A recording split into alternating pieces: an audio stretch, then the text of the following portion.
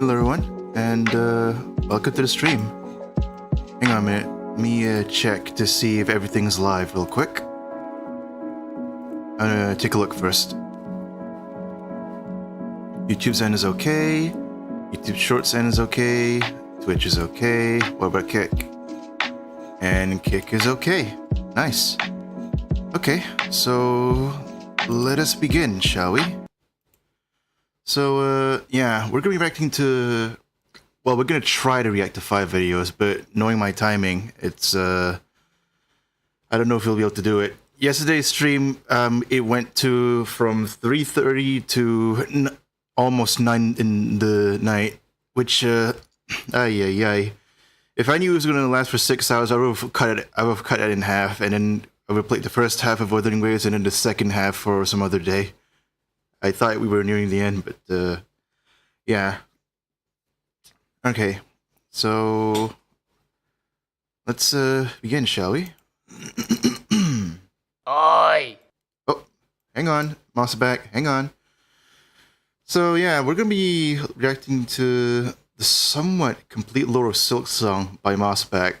This was released 9 months ago, and this was released during a time when I was in the middle of completing Silk Song, but it's been a while since I've completed it, and well, I figured I might as well give my reaction to it.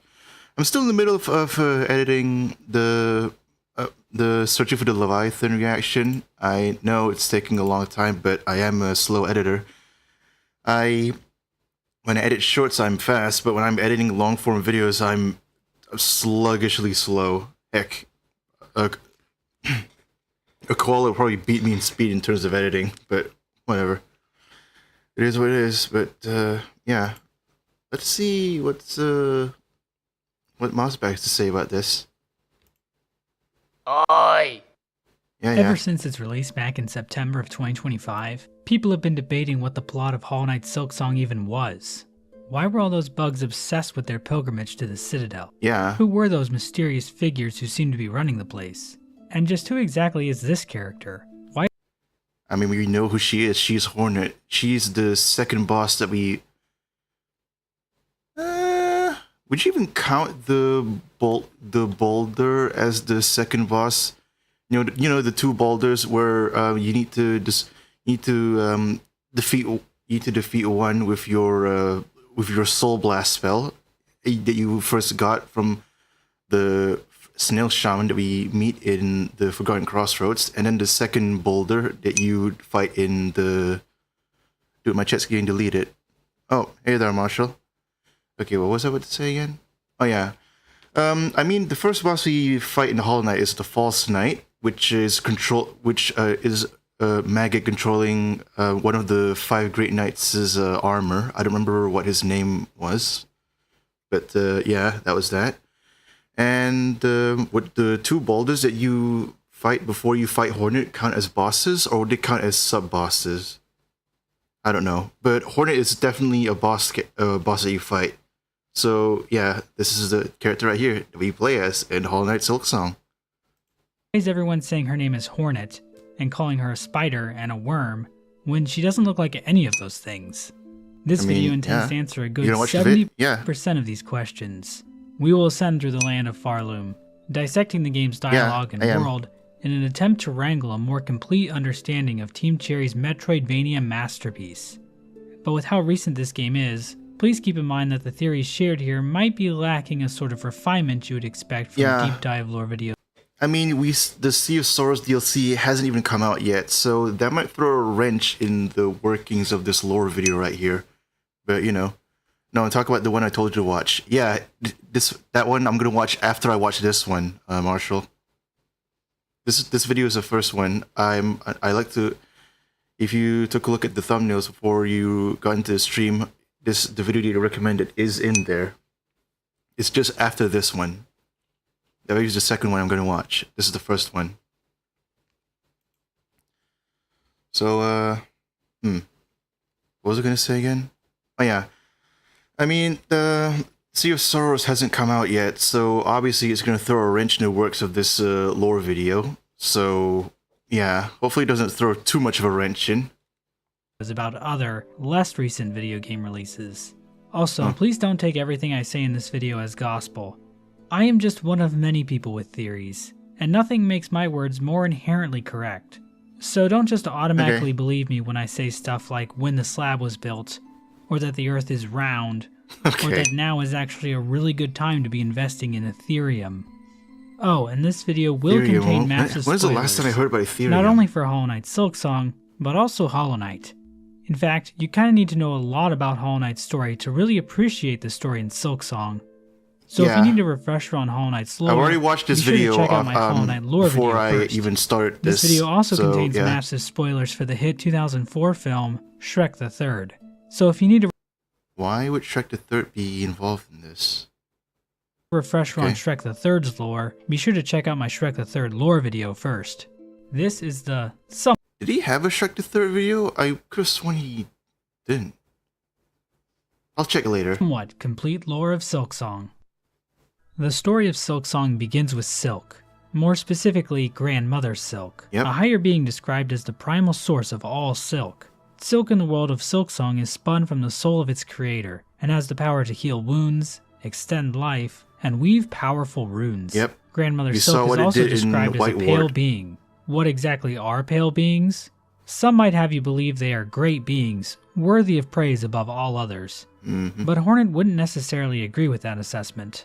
While pale beings are immensely powerful, they don't always have the best intentions at heart. Pale beings are usually mainly interested in total subjugation from the bugs living beneath them. Hornet, a bug who is half pale being from her father, the Pale King, explains, "Devotion or destruction, these are the only fates my kind allow." And Hornet doesn't hold the pale beings in her life in particularly high regard. She calls her father, the Pale King, a fool in the Wings Mold Hunter's journal entry, and she admonishes his wife, the White Lady, inside the Red Memory. So yeah, Hornet complains about pale beings in her diary, and also gets into arguments with them in her head, which sounds pathetic, but she really does have a point. But this desire for control among pale beings... Can you read this in a pirate voice? I want to see your voice acting skills. Arr, I'm a pirate. Your doubloons are mine. Me foreskin is too long. My peanuts are too sticky. Is that what you want, Marshall? Okay, also, yeah, Which sounds pathetic, but she really does have a point. But this desire for control among pale beings was no different for Grandmother Silk. We don't know exactly when or how, but at some point in the past, she appeared in the land of Farloom. And while we don't know the exact timeline... Yeah, speaking of which, where did Grandmother Silk even come from? Because the land of Farloom... Before it became Farloom, it was split into 3 parts. The part where Nylith had control over, the part where Carmelita had control over, and then the part where Krat had control over. I don't know when... I don't know when the Green Prince... when Verdania was a thing. I'm gonna... I don't know. Either XRO Sec R91. Wait, did you already watch the video I suggested? No, not yet. This is the first video. Your video is the second one. So, yeah. Where did Grandmother Silk even come from?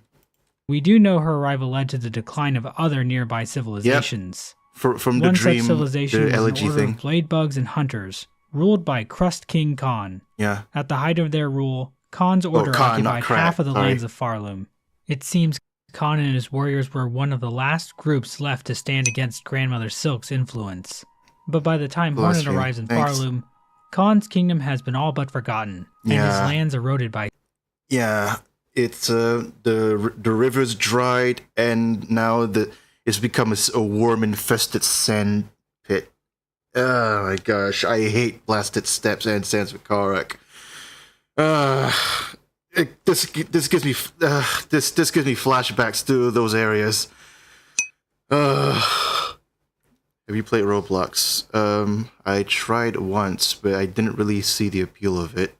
But I might come back just to try out Doors, because that is a game that I kind of piqued my interest. So yeah, maybe one day, but not right now, because right now I have a lot on my plate in terms of what games I have time to play on the channel. Okay, yeah, speaking of which, oh my god, I hate those sandworms so much. Sand. Another group taking up residence in the land of Farloom was the Scar, a tribe of ants united in service under the powerful warrior Queen Scarsinger Carmelita. While Hornet can still find members of the Scar tribe during her time in Farloom, they seem lost without a true nest, and uncertain if the song they hear is still Carmelita's. Carmelita herself can still be found, but her form has withered, but she's her old power now. faded by time. Yeah. Judging by her withered body, she appears to be about 28 or even 29 years old. Another force in Farloom is Nihilith, a plant-like being responsible. I was about to say that's considered old, but then again, I remember they're all bugs. Their lifespan isn't as big as ours, so yeah, that makes perfect sense as to why 29 years is pretty old in bug years. Actually, how old is Hornet? Hornet's half god, so she's probably the oldest one among the people in Farloom. And also, speaking of which, remember Elderbug? Yeah, apparently, despite having the name Elder in his name, he's actually the youngest of all the cast in Hollow Knight. Could you believe it?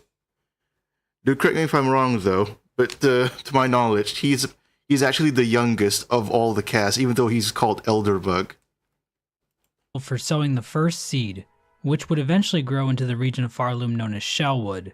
While Nihilith is gone by the time Hornet arrives in Farloom, Shellwood is still filled with life, not fully snuffed out by Grandmother Silk's influence. Yeah. On the eastern border of Farloom was the land of Verdania, home to twin princes. In a bid to avoid destruction by Grandmother Silk's kingdom, one of the princes gave his life as tribute. But these actions proved futile, as Verdania fell to ruin anyway, leaving the land as nothing but barren caverns by the time Hornet finds them. Yeah, in that's a addition to shame. these different And we groups can only within access Farloom, it after Act 3 there was also a town happened. far above on the surface. When Hornet visits this town the surface in-game, however, place. it is completely abandoned.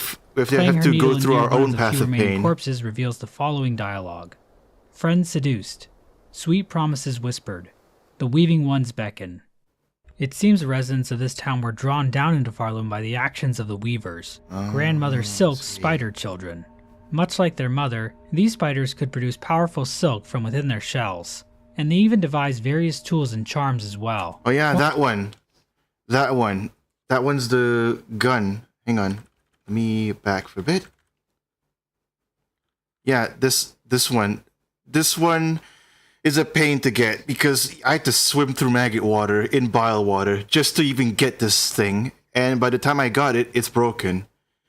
But we could repair it, though. There are I looked it up. There are 3 ways we could repair it. We could either bring it to the Belforge. We could bring it to the 12th Sentinel in the Underworks. She's dead by the time we go to Act 3, by the way. So yeah. And we could also repair it ourselves on the thing at Mount Fae.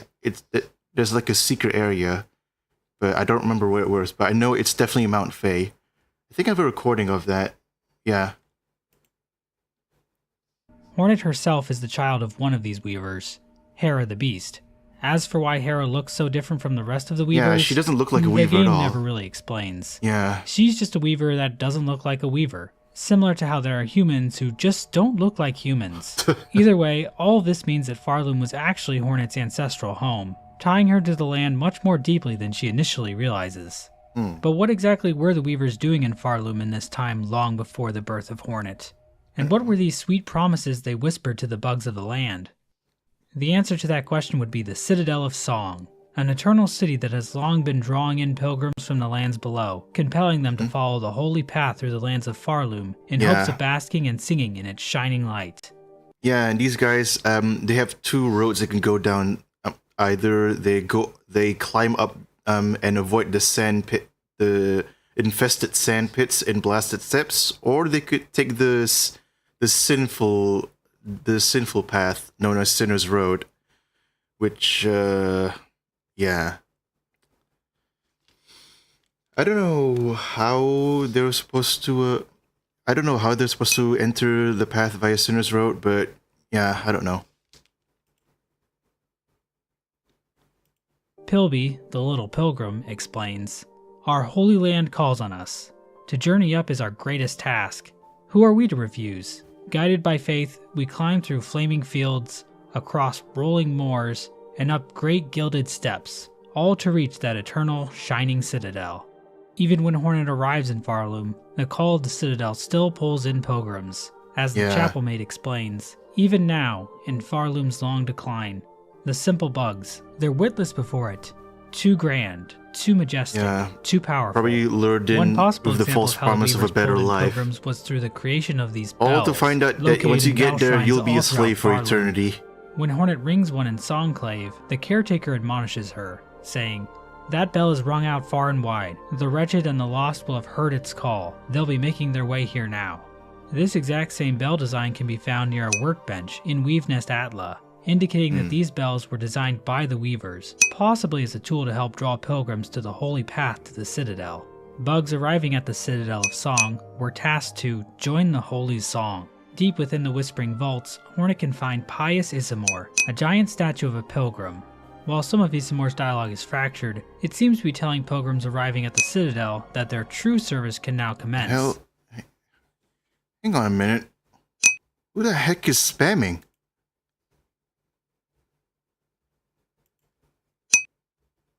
Wait, who the heck is spamming? You're not even showing up in my chat. Who the hell are you?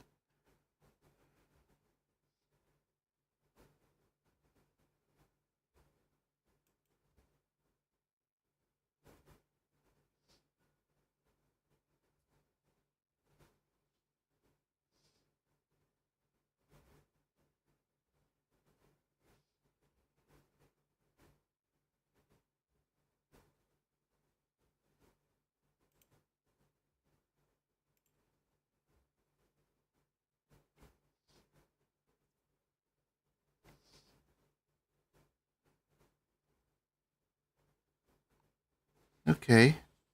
You show up again, I'm gonna permaban you. That service being to raise their voices in song. Pilgrims arriving at the Citadel could become members of the choir. Devoted members could even rise to the ranks of chorister, reed, and grand reed. They all joined in to see the Citadel's holy song sustained. But hidden beneath the beauty of the Citadel is a cruel system of subjugation designed to trap bugs into a life of endless toil. Yep. As Hornet explains, and even if they die, their corpses are brought back to Whitewood to bring them back to life. This place draws them up into its maw, only to consume them utterly. Yeah. A good example of this can be found in the Underworks. Bugs are forced to work down there in inhumane conditions, being forced to spend what little rosaries they have. Yeah, that's the thing I hated the most about that place. You had to pay to sit on a bench. To use, but the message it gives is automated and tells the bugs that their sin must be cleansed by working harder. We can see this mindset internalized by Loam, a bug. Who the hell? Where were you in Underworks? I'd never met this guy before. Who the heck is this guy?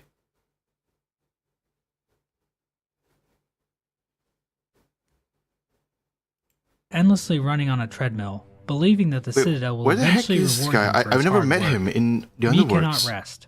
Us works and Citadel breeds, and them's above do sing, and all is right. And when us works enough, them sees it. Them sees it, and us gets us holy reward. And what Hornet can actually help them work by running on a nearby treadmill. After 45 seconds or so of running, a single rosary might pop out of the device, further illustrating how the faith of the... That's it? Running on this thing for 45 seconds gives me only 1 rosaries. I could pop back to Greymore in that residential area and pop back and forth and to kill the bugs here and there, and I could get way more than this. Granted, it takes a little bit more, but more bang for your buck. Still, these bugs is exploited for labor. Another example of a bug fully buying into the Citadel's religion is the Old Penitent. This guy is a bug locked away in the slab. The slab complex built to punish those convicted of sinning against the Citadel. But the Old Penitent doesn't view a situation that way, saying to Hornet, "Prisoner, I understand you not."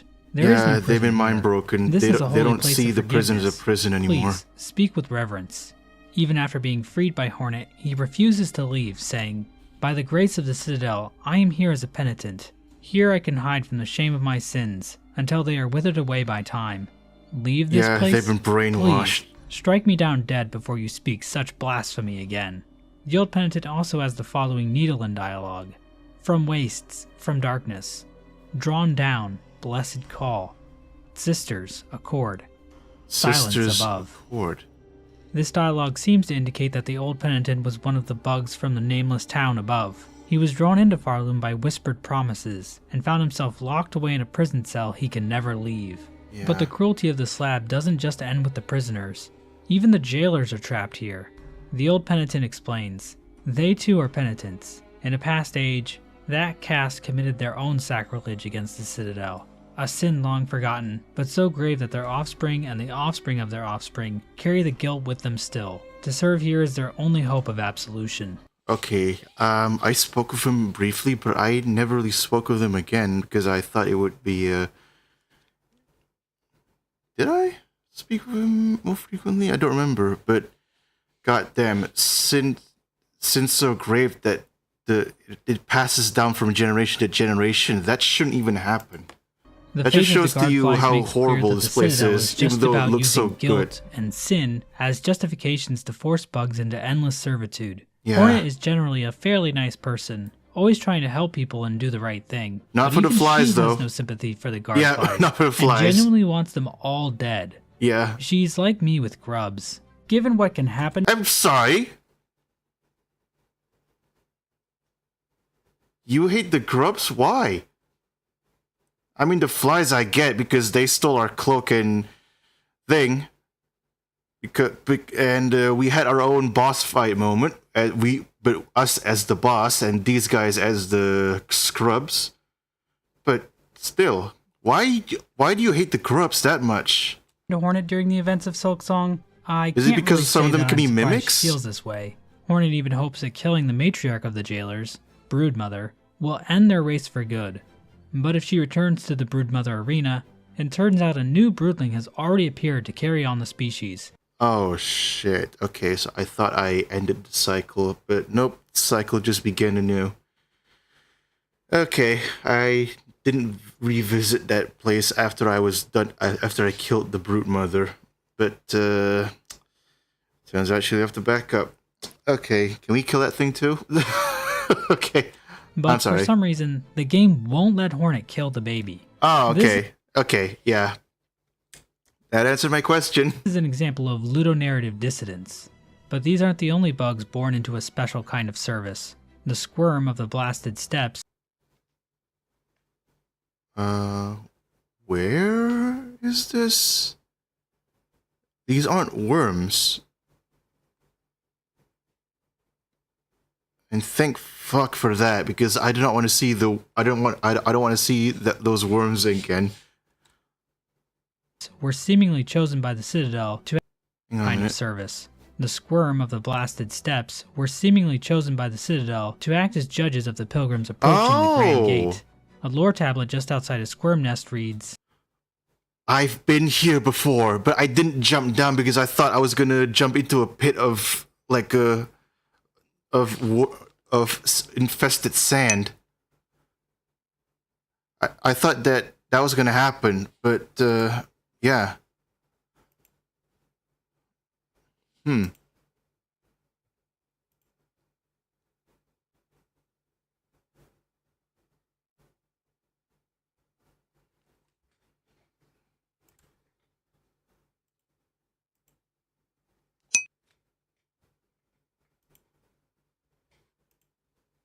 Bug born of Farloom, you have been chosen. May our Citadel's holy gilding harden your soft Yeah, I remember shell. reading this, but I didn't jump down here because I was afraid that I was going to be eaten alive by a bunch of worms. The squirm found here, they will beautifully sing. Let's grow holy. Let's grow stronger. We are chosen. All are chosen. We will serve. All will serve. Sometimes it seems from birth these creatures are brainwashed by the Citadel into believing that they are doing holy work by using a mallet to brutally bash in the heads of any pilgrim they happen to think is guilty of sin. Similarly, the Vaultborn, found in the Whispering Vaults, are literally raised in dark vaults and then forced to become scroll readers for the vault keepers. Unlike the broodling, Hornet can kill the baby squirm and vaultborn. So hopefully Team Cherry will patch the game so you can actually kill this thing. Yeah. But the Citadel's system of cruelty didn't just stop with the borders of the Citadel itself. Yeah, even though guys the are the deep docks as well. also fell victim to its whims. One such area affected by the Citadel is Greymore. The Greymore. According to Krull and Benjin, the two best characters in the game, Greymore used to grow all sorts of food. But at some point, Citadel ordered these bugs to instead they are pretty dedicate good. themselves to catching the silk dregs that drifted down from the Citadel and respool them. As a result, the bugs of Greymore had to resort to a less involved form of farming, breeding muck roaches for their disgusting roach guts. The Fidos. I hate the Fidos so much. Yeah, those Fidos, if you wake one, you wake them all. They're like Borok. I hate that so much. Ugh. An exhaust of the Citadel was rerouted using the exhaust organ and dumped into current-day biowater, polluting the region and incurring the hatred of the Stillkin, a faction of swamp biowater. The smog and exhaust of the Citadel was rerouted using the exhaust organ and dumped into current-day biowater, polluting the region and incurring the hatred of the Stillkin, a faction of swamp dwellers skilled in trap setting. Now, I know a lot of you watching this are huge fans of biowater, and no, the fuck I'm not. I am not a big fan of biowater. I'm sorry, but oh, what the heck? Okay, we're back to here. But I'm sorry, but I am not a big fan of biowater. No, I am not. No. It wasn't enough, but the fact that the place is fully infested with maggot water. But on top of that, you want me to run back to what? I was lucky I managed to find a secret bench thanks to Lisa, but if I didn't know that, that would make biowater one of the worst areas in the game, not to mention the jumping maggot area for one simple mass shot. Okay, no, never again. Never again. Be seen as a bad thing. The Citadel even turned on their own warrior to biowater, and of course I am too. But in the lore, the creation of biowater should be seen as a bad thing. Yes, because it is. The Citadel even turned on their own warriors. There once was an order of pin-wielding maidens known as the Pinstresses. Yeah. As the last remaining member of the cast, hidden away at the edge of the blasted steps, explains. Oh, jeez. Hang on a minute. I accidentally did that. I don't know why, but okay. Okay.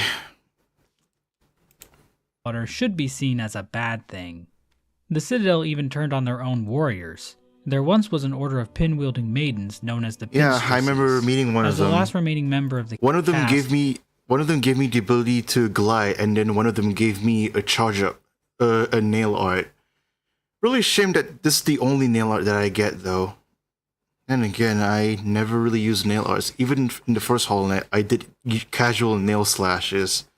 And I rarely use spells because I wanted to save them to heal, you know? Because I suck at dodging. Hidden away at the edge of the blasted steps, explains.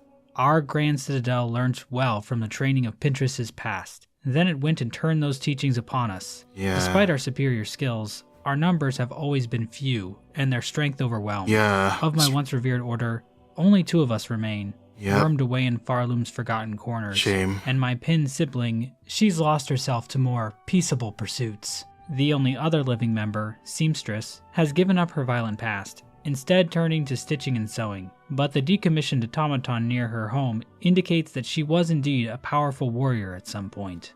A third Pinstress can be found in the putrefied ducks, but she's long dead by the time Hornet finds her. Oh, that was a Pinstress? Oh yeah, now I'm looking back, the home really resembles a Pinstress home. And this is where we also got the Wreath of Purity as well, and thank fuck for that. Thank you, third Pinstress that we don't know the name of. Your sacrifice will not be in vain. I will use your heirloom whenever I go near Putrefied Ducks, Bilewater, or Sinner's Road. It's not or clear even why that one area near the that one area in like the misty area. Oh no, Wisp Thicket, that's the name of the place. Because holy crap, that area, why did that right area have to have maggot water? I mean, granted, that area was slightly near Sinner's Road, but that doesn't explain why that area was there. Why is it isolated? Citadel targeted these women. Perhaps their strength was viewed as a threat to the Citadel's order. Yeah, they wouldn't be afraid of this absolute beast. Bugs from the Forge home were requested to relocate to the Deep Docks, under the promise of holy esteem from the Citadel. And bugs of the Deep Docks that were not fulfilling their duties were punished by four brothers Cygnus and Gron, although the extent of all this is unknown. The Citadel demanded everything they possibly could of these bugs, even trying to deny them death itself. Yeah, a White bulletin board Ward located in a Ventrica station reads, "Due to unacceptably high injury and unsanctioned deaths, Ventrica travel shall henceforth be denied to all. For Farloom Eternal, a bug who serves must never die." The Citadel doesn't want its bugs to die, not out of any concern for the bugs themselves, but because they wanted dead them bugs to can't work serve the Citadel. forever. All of the Citadel's cruelty was in service to continuing its song eternally. But if they want them to work forever, they might as well create robots. They're clearly capable. The second Sentinel, the Siribot that we freed after collecting 3 fragments of her heart, she's a living proof that they once were able to create mechanical things. How come they never did that? I mean, they create all the mechanical bugs in the cogworks, in the cogwork area. Why do they need to brainwash living bugs to work forever? And then they have the gall to be surprised when they suddenly die from overworking. I mean, they're living creatures, they're not machines. If you want a machine, you might as well make one. You have the tools and the resources for it, why not do that? What is this song the Citadel is making pilgrims sing? And what does any of this have to do with Grandmother Silk? None of these pilgrims even mention her. To answer these questions, we have to talk about the Citadel. That's because Grandmother Silk technically isn't responsible for this. It's the people who are trying to chain her down that are responsible for this. The 3 people. Yeah. The Weavers betrayed her, and then I think the Weavers hired the 3 people to pin her down. That's what the pilgrimage was initially supposed to be for, but then the 3 people grew corrupt with their power, and turned the simple form of keeping Grandmother Silk at bay into full-on slavery. So, yeah. True purpose, that of a cage. Maskmaker explains this for us in no uncertain terms. At one point, Hornet can say to him, "You speak of the Citadel. Its former function has failed, but I can still sense its purpose, some. It is church and cage both." To which Maskmaker replies, "Aye, devised by your ancestors, that monstrosity, and their wicked, clever minds. A system, or a web they'd likely call it. A way to keep their mother sealed in slumber, and themselves free to lavish in their false rule." With this dialogue interaction, we know that the Citadel itself was actually a system devised by Hornet's ancestors, the Weavers, as a way to keep Grandmother Silk trapped in slumber. Yeah. This is alluded to in the poem displayed at the beginning of the game, Farloom's Folly. The poem reads, "They see your beauty, so frail and fine. They see your peace, woven of faith and toil. They forget your heart, bound in slumber and servitude. When you wake, they shall see your truth, a beast's nature bare to all." This poem is specifically about the relationship between the inhabitants of Farloom and Grandmother Silk. The first line describes how the bugs of Farloom perceive Grandmother Silk's beauty. This might be referring to her silk, or the fact that Grandmother Silk fuels the existence of the Citadel. The second line emphasizes that Grandmother Silk is only at peace due to the faith and toil displayed by the bugs of the Citadel. The third line states that Grandmother Silk is bound in slumber and servitude. We can see this clearly when visiting the cradle at the top of the Citadel. Grandmother Silk can be found here, sleeping inside a giant cocoon of silk. Underneath this cocoon, we can see that several strands of silk have been pulled out in parallel. The bugs of the Citadel have constructed a giant loom to extract the precious silk from their sleeping monarch. They have even made this image of the cocoon inside a crook the symbol of their entire kingdom. For the last 2 lines of Farloom's Folly, tell us that Grandmother Silk's subjugation won't last forever, and once she awakens, the bugs of Farloom will have to face her true, beastly form. Huh, I wonder if this will... Which, surprisingly enough, she's actually a lot easier to fight. She's like the Hollow Knight boss fight, not the Radiance boss fight. Yeah, she's miles easier than the Radiance. Because the Radiance, you need to use all of your skills, like the Shadow Dash and all that kind of jazz. Yeah. Grandmother Silk,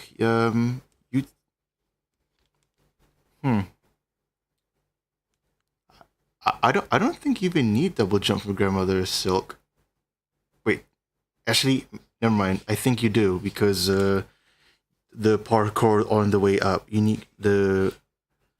Oh yeah, not to mention to get to that greenhouse area where they kept all sorts of bugs to quote-unquote preserve the nature of things before the Citadel polluted everything and turned it to shit. So, yeah. Be important later. Never mind. It Scratch seems what I this just slumber said. was achieved through the song sung by the pilgrims of the Citadel. Inside the Whispering Vaults, Hornet can find the corpse of the Vault's pontiff, accompanied by a sacred psalm cylinder, a device containing the melody of the Vault Keepers. Vault Keeper Cardenius explains, "Only our pontiff lived long and low within our vault. They held the melody, jealously, covetously, a learning for the highest Vault Keeper, and them alone. A truth they were told to have found, there in the dark, something within the melody or the words, something to set them silent." We're never explicitly told what that melody contains, but playing the needle in near the pontiff's corpse reveals the following messages. Damned bugs. We prayed a cage. We sang your chains. Divine silk. This indicates that the songs and prayers of the Citadel were actually designed to imprison Grandmother Silk, and this truth was hidden from the bugs of the Citadel. This appears to be corroborated by the Weaver lore tablet located near the Weaver corpse spire in Moss Home, which reads, "Sister, Spider, husk bound to moss, watch over these bugs born low, raised up by fervor fostered, born and caught within our web unknowing." The pilgrims weren't even aware of Grandmother Silk's existence. They didn't know. Instead, it was the Weavers that were seen as holy. Weaver effigies found throughout the land show that the pilgrims prayed to the Weavers, viewing them as graceful, blessed, and even divine. Even by the time Hornet arrives in Farloom, massive burial spires dedicated to the Weaver corpses can still be found, with plaques built by the pilgrims stating that they offer song to the Weavers eternal. Even some of the inhabitants of the Citadel hold deference to Hornet, referring to her as a first child. But why exactly did the Weavers turn on Grandmother Silk in the first place? Because they didn't want to be controlled. And yeah, because if I remember the lore correctly, Grandmother Silk wanted children, so she raised the primitive spiders with her own power and turned them into weavers. And then she told them that they were holy, and eventually the truth came out, and the weavers didn't like that, so they retaliate by keeping her in slumber. At least that's a TLDR of things, if I remember correctly. I'm remembering the lore from memory, so I don't really know. Was she just a really callous and cruel monarch, similar to Lord Initially Farquaad not. in the 2001 hit film Shrek 1? Our best glimpse of what life looked like for the Weavers while living under Grandmother Silk is from the memory of Widow, the only Weaver still alive in Farloom by the start of the game. After defeating her, we see a memory of the Weavers playing harps as Grandmother Silk watches over them. The following dialogue then appears on screen. "For her light, eternal, our song sustains." We know that Grandmother Silk does want song, as the Silkheart memory in Whiteboard says the following lines. "Their voices, their song, I remember that. To devote, eternal. They are ours, bound forever." Yeah. So before the Citadel, the Weavers had to sustain song for the monarch eternally. The Weavers must have felt trapped in this system and decided to create the Citadel, using a new song to put Grandmother Silk to sleep. And okay, that's why they retaliated, because Grandmother Silk turned the primitive spiders into weavers, and the weavers played songs for her, but they wanted more. So they imprisoned her, and they outsourced their initial job to the pilgrims. Well, they outsourced their... They gave their job to the three bugs that control the Citadel in modern-day Silksong. And then those 3 bugs outsource their initial job to the Pilgrims. And, yeah, okay, I think I get the gist of it. Hello? Hello? YouTube? Why are you not playing? Okay, what the heck is going on?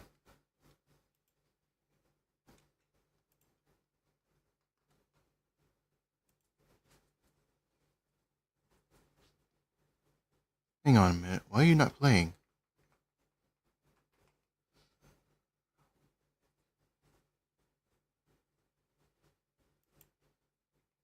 Hello? Okay, what the heck is that noise? The Weavers had to sustain song for the Monarch eternally. The Weavers must have felt trapped in this system and decided to create the Citadel, using a new song to put Grandmother Silk to sleep and enthrall the Pilgrims of Farloom in their fake religion.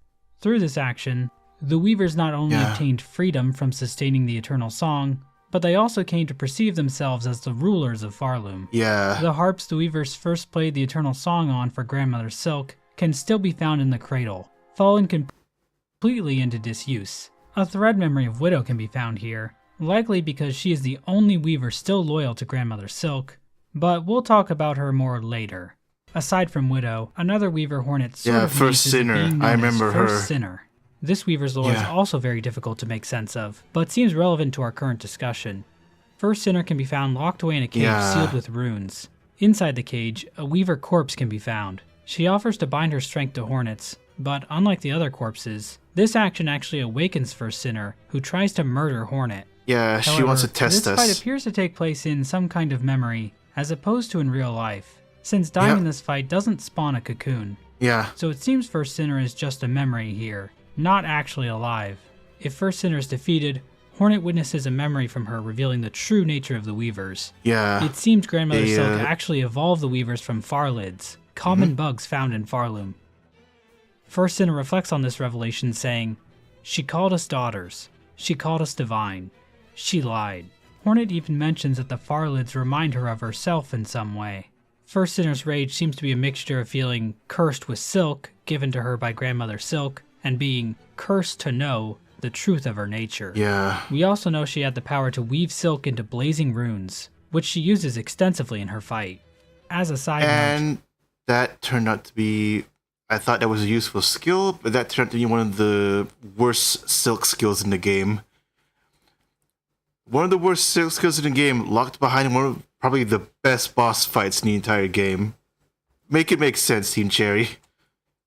In the game's code and concept art for First Sinner, she is referred to as First Weaver. So perhaps First Sinner remembers the truth about the Weaver's origins, because she was the first Farlid to ever be transformed.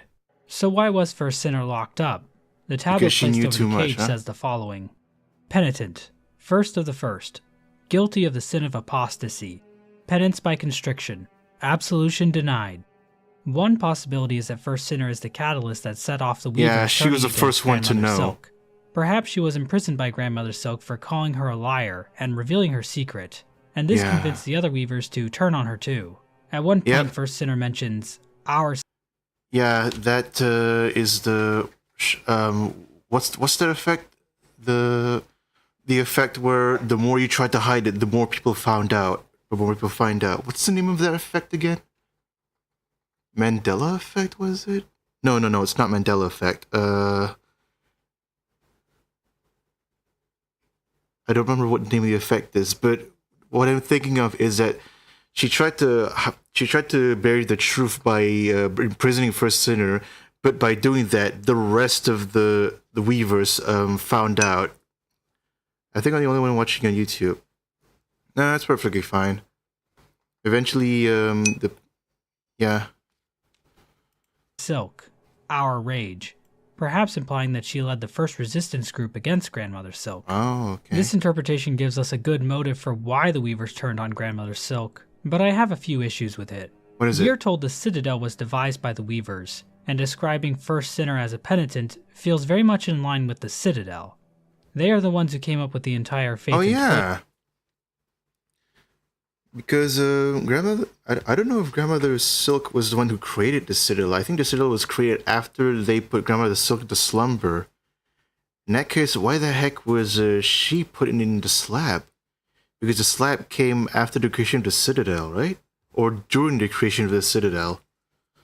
So, if Grandmother Silk couldn't have put her there, so who did? System, not Grandmother Silk. Yeah.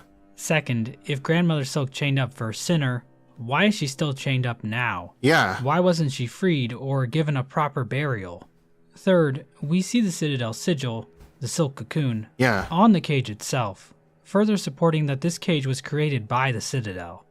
I think it makes more sense to say First Sinner was imprisoned by her fellow Weavers. In this case, the sin of apostasy committed by First Sinner was claiming the Weavers weren't divine. This revelation would have been devastating to the Weavers' control of Farland. Sense. They needed to be seen as divine by the Pilgrims, so they decided to seal First Sinner away, regardless of whether or not they even believed her. I think this explanation ties... hang on a minute, what? What is SM? Every Friday I do reaction streams, but the rest I do gameplay streams. Not tomorrow though, because tomorrow I need to go somewhere. But on this Sunday I'll be playing NTE, Never Savatus. And then next Monday I'll try out the Verity mod, but this time I've installed the necessary components to have Verity working. Something that what it means. Yeah. I do reaction streams on every Friday, but the rest I do gameplay streams. So, yeah, that's that. Okay. If it means something. Okay. Hang on a minute. First Sinner away, regardless of whether or not they even believed her. I think this explanation ties in better with the information we have to work with. Yeah. As for the "our rage" line, it seems First Sinner is mimicking a lot of the dialogue found near other Weaver corpses. All the other Weavers say, "our silk, our memory," not "our rage." First Sinner also calls Farloom accursed instead of haunted, and she kind of lies to Hornet about letting her bind her. So I think some of First Sinner's dialogue can be explained by her being a bit deceiving, compared to her sisters, who are a bit more straightforward about what they want from Hornet. Alternatively, our rage could imply other Weavers joined First Sinner's anger, but were also imprisoned by the Weavers running the Citadel. Overall, I think First Sinner's fate is a reflection of just how far the Weavers will go to cling onto their rule of Farland.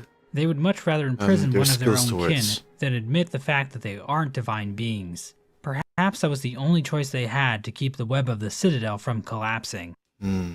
Regardless, it seems the Weaver's reign over the Citadel was not destined to last. We know at some point control of the Citadel was handed over to the Citadel bugs. Yeah. Conductor Balador tells us this explicitly when he says, "The mantle of rule, claimed greedily from Farloom's fading first children, those bitter Weavers.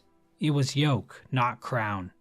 In Balador's possession is a rune harp, an ancient Weaver recording instrument containing the last words of the Weavers, which reads, "Sisters, spiders, the burden is past.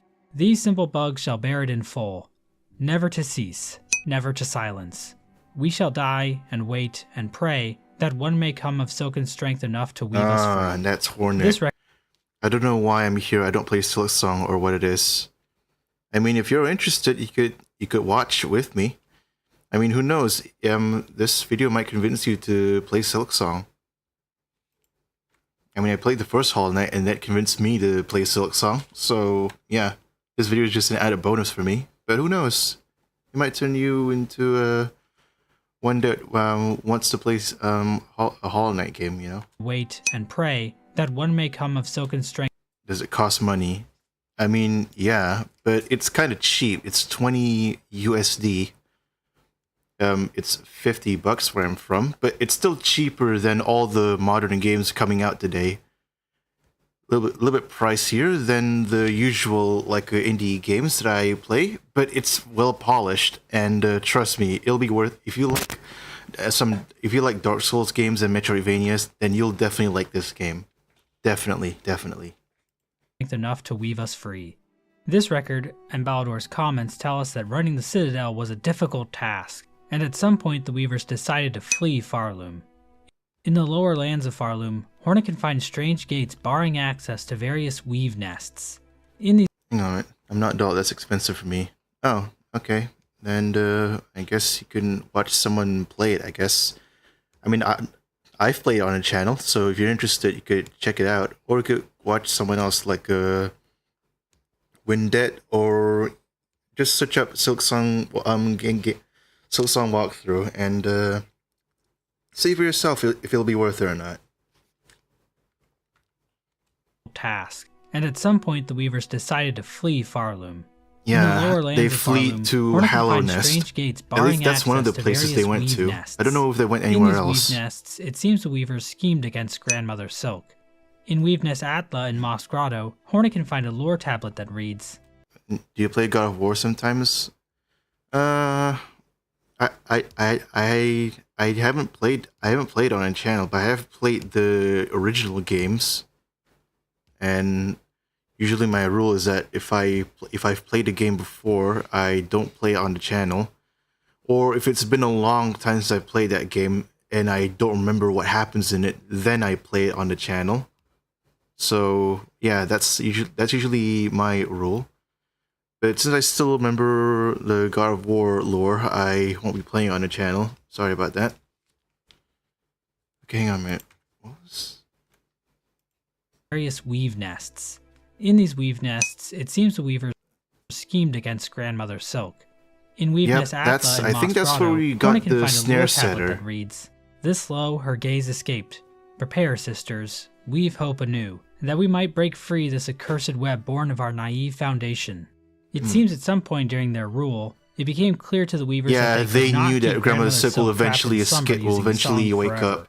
Instead, they would have to devise a new plan to deal with her. Yeah. One such plan was Eva, also found in Weave Nest Atla. Yeah. Eva is a strange being confined to live her life within an iron shell. She's one who also upgrades our, like... She's a child of the Weavers, our but hunter's created crest. from rune and shell instead of more traditional methods. There are two other aspects. Yeah, she's an artificial god I have yet to mention. Somehow First of all, that's a it failure seems there are only female Weavers, considering they always refer to each other saying sisters. This is similar to how all Labubus are female. So that's pretty cute. I'm sorry. It's been a long time since I've heard of Labubus, but all of them are female? I didn't know that. Also, what did these things initially... Because these things, for some reason, they blew up like crazy back in the day. How the heck did that happen? Because yeah, some people were even going into debt just to buy some like Labubus. I don't really understand the appeal of it. Heck, I even found one in the wild while I was visiting some relatives. I was like, oh god, a Labubu. They're here too? But yeah. I don't really understand the appeal of these things though. Maybe it's just not for me. I don't know. Second, Weavers are born with a curse that makes the act of conceiving a child excruciatingly painful, rendering it a near impossible task. I was unable to find any information on if conceiving a child is excruciatingly painful for I don't know either. I think it's a demon look at it. I mean, as someone who also finds the act of getting pregnant extremely difficult himself, I relate a lot to the Weavers here. I suspect this aspect of their nature is due to Grandmother Silk, and the idea that she made them like this supports the idea that she only ever wanted the Weavers so they could serve her. You might wonder why the Weavers created such a cruel system with a citadel, but it seems they didn't have the best role model. But not all Weavers were doomed to be barren. Horn explains to Eva that her mother was able to overcome the curse's limits, which sounds impressive until you remember there are dozens of little Weavers running all over Deep Nest and Hollow Knight. Hopefully Team Cherry will explain exactly what's going on with these things, because as of right now, it makes me uncomfy. The Weavers weren't too happy with their creation though. A rune harp found in Weave Nest Atla reads, "Hide her deep, the despised child, our shame shown in shell of iron. She is a wish-cast vein, divinity mimicked in form too she's frail. a failed It creation. seems Eva was an attempt by the Weavers to create a divine being capable of usurping Grandmother Silk, but she failed to be the powerful being they had hoped for. This is similar to the events depicted in the hit film Shrek 2, where Shrek and company created the giant gingerbread man, Mongo, who also tragically suffered from his form being too frail for the task assigned to him. Another attempt by the Weavers to stop the awakening. I mean, he kind of did the job done. He managed to pull on the gate long enough for Shrek to get in. And yeah, Mongo, what happened to Mongo? Because yeah, he fell into the castle moat. He fell into the moat around the castle, but he was still singing along at the ending of the film, so he technically was still alive then. What happened to him after? We never really get to see what happened to him after during Shrek 3 or Shrek Forever After. And I don't know if they're even gonna get into that topic in the upcoming Shrek 5, which I don't know why they need to make a Shrek 5, because it already ended pretty well in Shrek Forever After. So yeah, I don't know. The beginning of Grandmother Silk was through the creation of the snare setter. One can be found in Weave Nest Atla, and needle and dialogue observable there shows the weavers hoped it could be used to keep them free. Eva explains the purpose of the snare setter more plainly. Small things, but tests for larger forms. Okay. I still remember their thoughts as they worked, their desperation and their hunger. Another hopeless attempt to wrest their freedom. All ended in failure, of course. In Weaveness Merglin in Biowater, not a lore completely tablet in mentions failure. that the weaver's silk will wane at some point. Oh yeah, Indicating this one was in that area in Biowater. Or surprisingly enough, in the deeper parts of the Weaveness, it's not infected with maggot water. Which, thank fuck for that. that the weavers knew their power was fading. The strangest place a weave nest can be found is deep below Farloom in the Abyss. Yeah, the Abyss. How the heck did a weave nest even exist in there? Yes. The Abyss in Farloom. The only way to get down there is through a diving bell. And last I checked, that thing hasn't been working.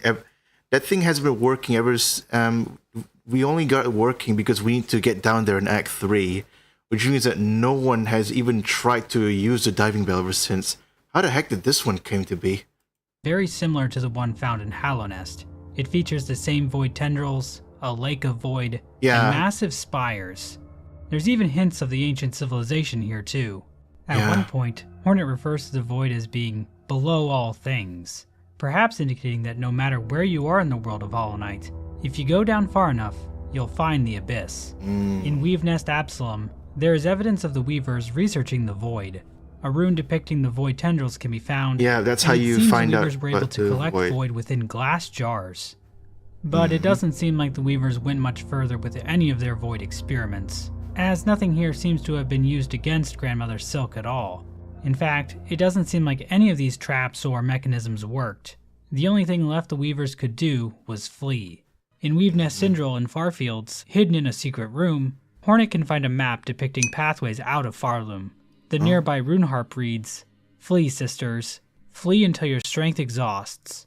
So far you may escape at last her silken sight." And this is where we meet a portion of the Weavers in Hallownest. So to briefly summarize, it seems at some point during their rule, the Weavers realized they couldn't keep Grandmother Silk in slumber indefinitely. Yeah. Whether that was because they weren't bringing in enough some chose to stay behind in order to trap them, others chose to flee. 90% of the bugs in this kingdom can't sing for shit. It was clear something had to be done. The Weavers experimented with creating their own god, but that didn't work. Yep. They tried to construct a tool to bind Grandmother Silk tight, but that also failed.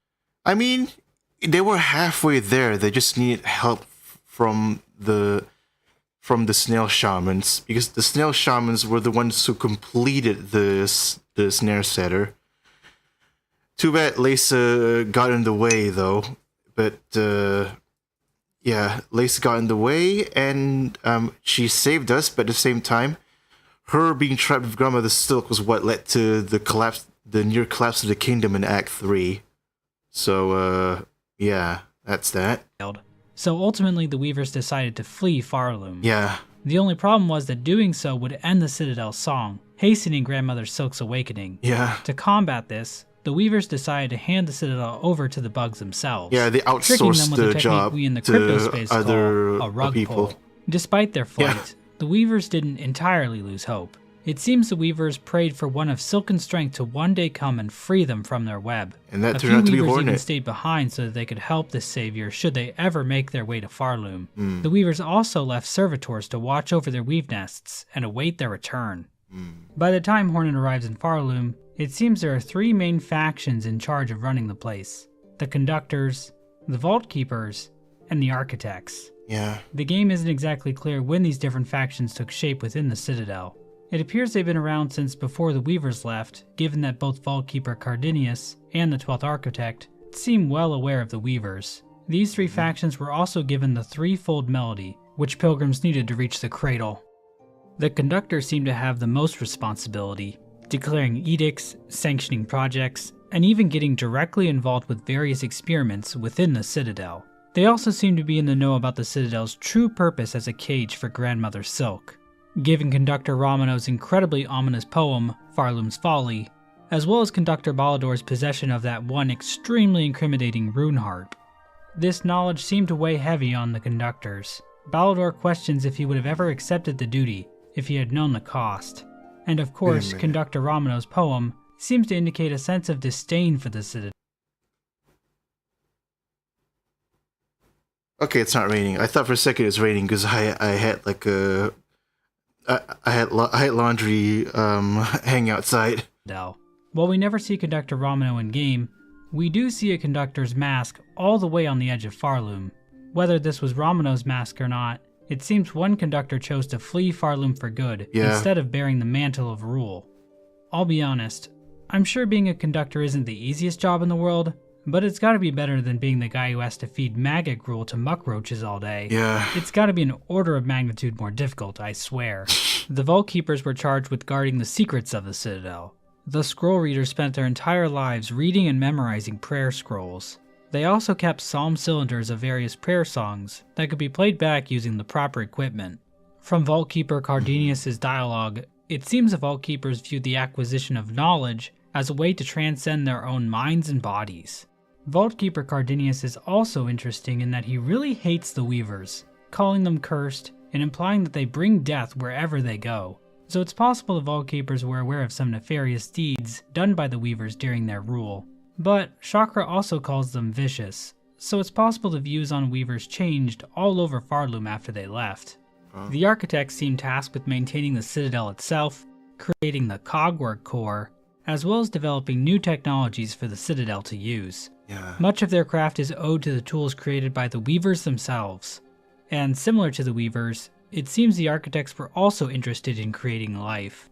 The first Architect designed the first Cogwork heart, which was used in the Sentinels. Yeah, I need to fight 3 pieces of that to get that thing to work. According to the 12th Architect, the Sentinels ventured, even beyond these walls, to see all bugs brought forced safe to serve the Citadel. The use of the word forced here kind of makes me think the Sentinels were kidnapping bugs to work in the Citadel, but the Sentinel we meet in-game is pretty nice, so I really don't want to believe that they did something kind of problematic like kidnapping. But it wasn't just the Sentinel robots that the Architects created.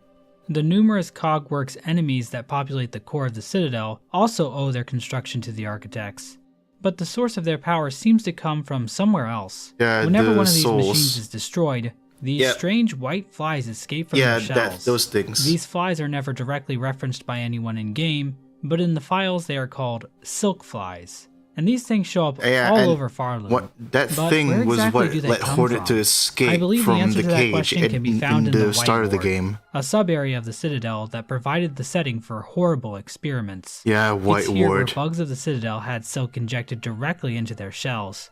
It seems this was done to extend the life of the bugs. The caretaker explains, "Just think of them. That only made it worse. It turned them into shells. zombies. The madness that overcame them. Eternal life for mortal bugs." The Citadel's reasoning for this can be explained by a lore tablet found within White Ward that says, "Oath of the White Ward. While song must be sung, none may falter. Infirmary, sickness, Infirmity. death, all are banished from our Citadel." In other words, the Citadel couldn't afford to lose bugs to death because they needed to continue singing the song, keeping Grandmother Silk in slumber. Okay, that makes If bugs okay, did that die, makes sense. their bodies were cremated so the silk could be recovered. This process of recycling silk over and over again caused the wills and pain of these bugs to live on through the silk, Yeah, trapped in a the state of torture unraveled. even after death. Yeah. But it seems the bugs of the White Ward went even further with their experiments. It seems the silk flies, found inside of the Cogworks bugs, were also created here. Inside White Ward, we can find a strange device, referred to as a silk siphon within the game's code. Huddled around this device are these silk flies. We can also see silk flies trapped inside this container, and an identical container can be found in the center of the silk siphon. One of these containers can also be found on the ground next to the 12th architect. Playing the needle in the silk siphon room reveals the following dialogue. One line in particular is interesting to me. Serve beyond shell. Beyond shell.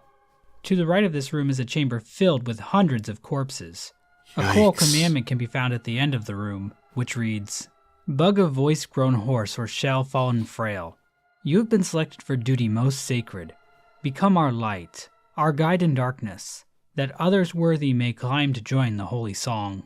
So it seems the Citadel was transforming the silk-infused souls of bugs into silk flies that could be used to provide light for the kingdom of Farloom, as well as power the various automatons working within the core. Even massive constructs like the 4th Chorus release several dozen silk flies when they're destroyed. Given the That's silk what flies seen happened on the after it 12th died. Architect's corpse after they die, it seems the architects were also powered by silk flies. The only exception to this I found is the Cogwork Dancers, which we know were created not from the soul of a Farloom bug, but from the soul of one of the princes. When speaking to the Green Prince after defeating the Cogwork Dancers, Hornet says, his soul is now free from that shell of iron. It seems Weavers were still in Farloom when the silk flies were created, since we can see a few of them in Weavenest Atla. We can even see some of them in the Carmelita memory, so it seems they've been around for a long time. We know that some things changed throughout the lifespan of the Citadel, but it can be difficult to track down exactly when these changes took place. For example, in one section of the Citadel, there's an unused statue base. The statue that used to be here but it looks like the statue from... Yeah, that one. Who was it at looks some like point the base for that within statue. The Whispering Vaults. Pius Issamore mentions that the Citadel is built from simple stone, bare and unadorned. But that is certainly not the case by the time Hornet arrives in Farloom. So when did these changes happen? Pius Issamore does mention that the Citadel was bequeathed to the bugs by the Weavers. Bequeathing can mean to give something, but it also has a sense of handing something down. So it's possible the gilding of the Citadel didn't take place until after the Weavers gave control of it over to the Citadel bugs. But the wording is vague, and I don't get the sense that the Citadel bugs would necessarily be more interested in turning the Citadel into some gilded shining city than the Weavers were. One big change that almost definitely took place after the Weavers left was the completion of the Citadel core, which seems to be referenced in the last edict of the Conductors, which reads, And lo, is eternity sustained. By Architect's Claw, we welcome that final form of dial and rotor, and soul gladly given, the perfect, unfaltering voice. The Cogwork core is a massive structure of cogs and shafts in the middle of the Citadel. We know from the 12th Architect that the core was built to sustain the song. The core is filled with cylinders with pips on them, similar to what you would see in a music box. And we know from the Cogwork Clapper journal entry that there are bells and cymbals within the depth of the core. And at the very top of the core are rows of statues capable of producing song. So basically, the act of sustaining the eternal song could be done automatically using the core. Even the maintenance could be done by the Cogwork automatons. This might even explain why the elevator at the entrance to the Citadel goes down into the underworks instead of up into the Citadel proper. If pilgrims aren't needed to sing the eternal song anymore, they can just be directed down into the underworks. It seems this was the final state of the Citadel under the rule of the Conductors.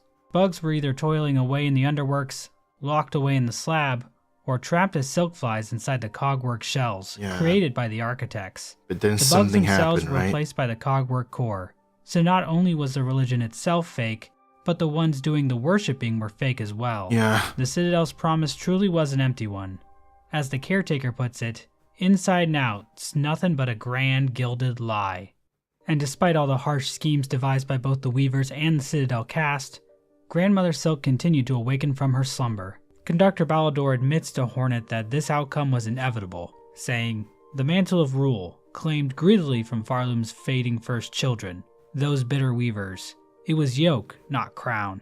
Now in our Citadel silence, we share their truth. Only one monarch's claw ever clutched this kingdom, though we raised our voices to cry otherwise. Yeah, the Citadel cast was finally forced to face the same reality the Weavers had. Even in her subjugation, Grandmother Silk was still the only true power in Farloom. At this point, it seems the Citadel she's a pale being, so it makes with only sense. The automated cogwork core left capable of sustaining the song. But it wasn't enough.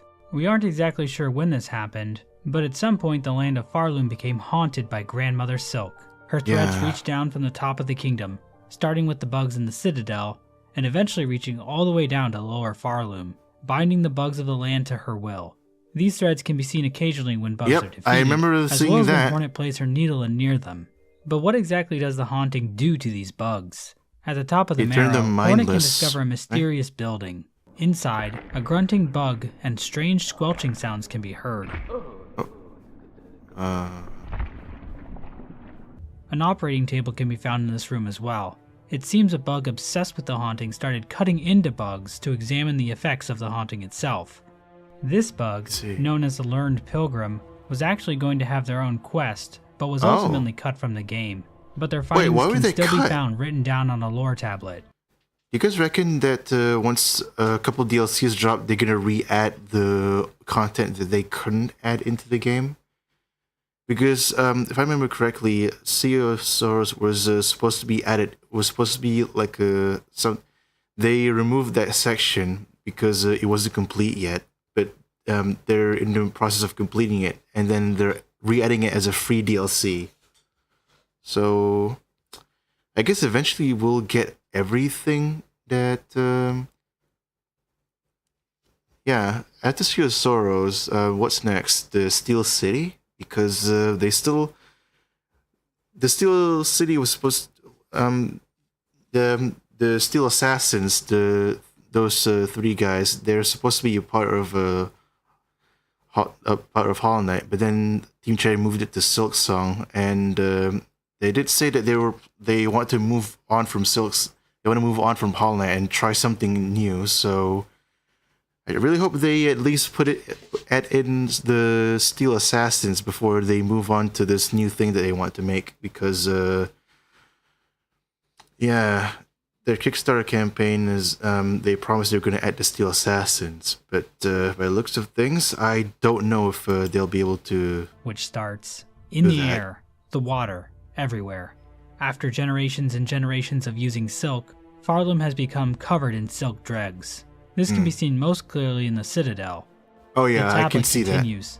Inside their shells, twisted inside, guts. Yeah, it's everywhere, heart, even inside their organs. The silk has even made its way into the shells of bugs, wrapping itself around their very hearts. The presence of silk here is likely due to the experiments of the White Ward. Hornet and the Caretaker come to the conclusion that the threads implanted into the pilgrims from the experiments there would be carried down into their offspring, making the bugs of Farloom even more susceptible to the haunting. Yeah. The tablet finishes sick, alive, dead, something worse. Yeah, deeper, they're primed for control. Deeper. The haunting doesn't just enslave the wills of living bugs, but it can also reanimate bugs that have already died, allowing Grandmother Silk to puppet them from above. Under the haunting, bugs long dead rose to their feet to mindlessly continue the tasks they had in life. Pavo, from Belhard, it's kind of the same. It's kind of similar to the infection. Describes the experience as not particularly comfortable. In the original Hollow Knight, it is difficult, upsetting even to think. Strange, sad memories, not my own, and my own thoughts smothered amidst the tangle. If one could choose to connect themselves to something grander, that curse may seem a wonder. For myself, it now seems a horror. According to the dialogue from the Silkheart Memory and White Ward, it seems Grandmother Silk is seeking union with the bugs of Farloom, so it makes sense that foreign thoughts would invade Pavo's mind as such. While the haunting's power was strong, it didn't enslave everyone. GMS wanted, some bugs like Pondcatcher Reed and Balo resisted the force that claimed their peers.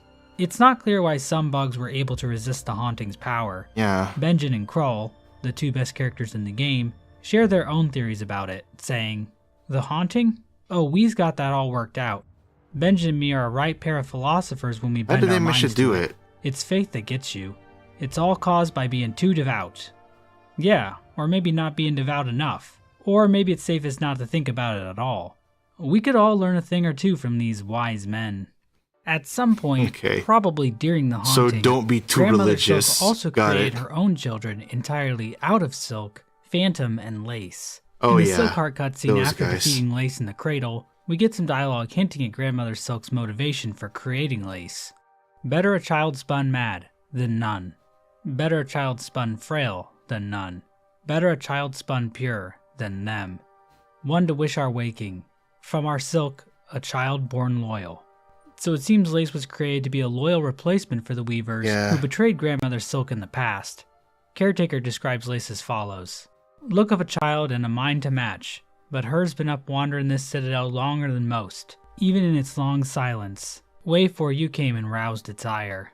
Yeah. So Lace is kinda like a 1,000-year-old kid, like you see in those Asian cartoons. So that's kinda weird.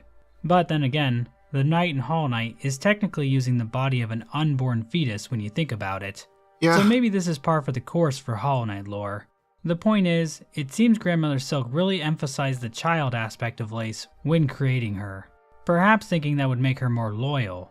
But that plan created its own problems, backfired really hard because Phantom Lace is the other daughter rebelled. By Grandmother Silk. But she appears to be deteriorating by the time Hornet finds her hidden away in the and that's her mask beside her like organ chair. Contains lines like forgotten and discarded, implying that Grandmother Silk wasn't as invested in her as she was Lace. Yeah. But despite their different stations in Farloom, Lace and Phantom share a similar tragic fate.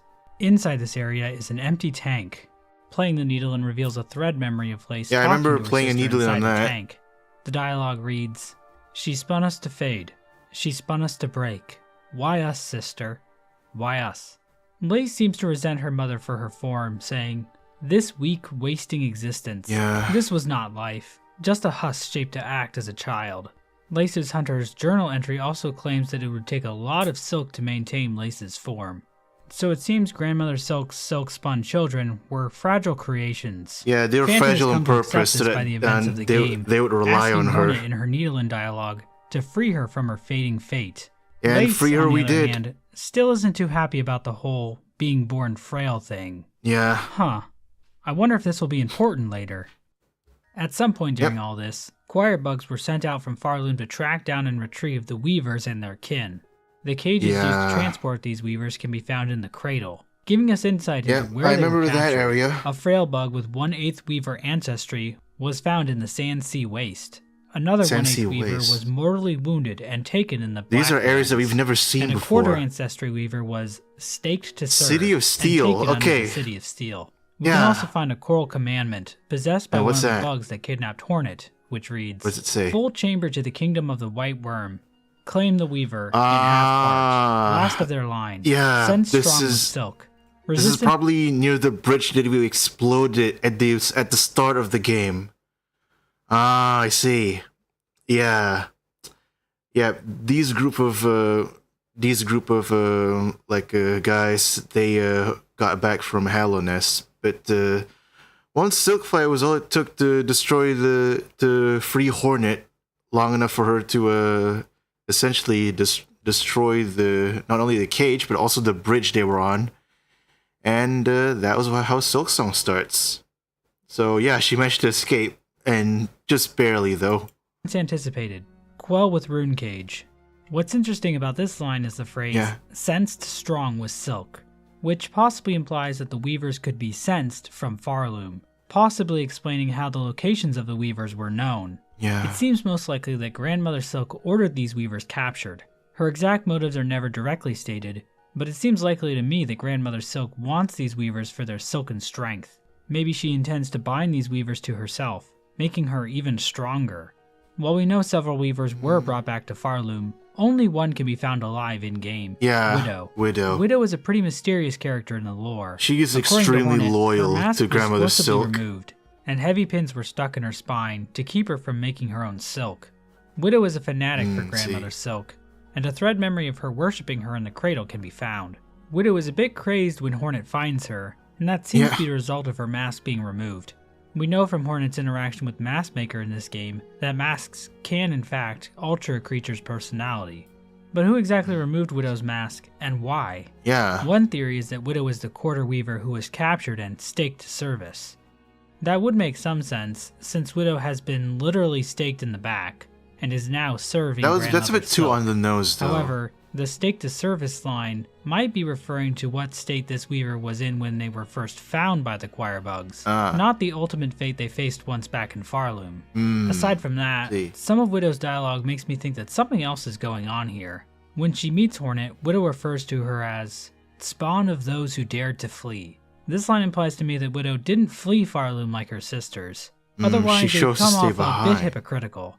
In her thread memory in the cradle, she says, "Of the first, the last, of the first and the our last. Mother, true."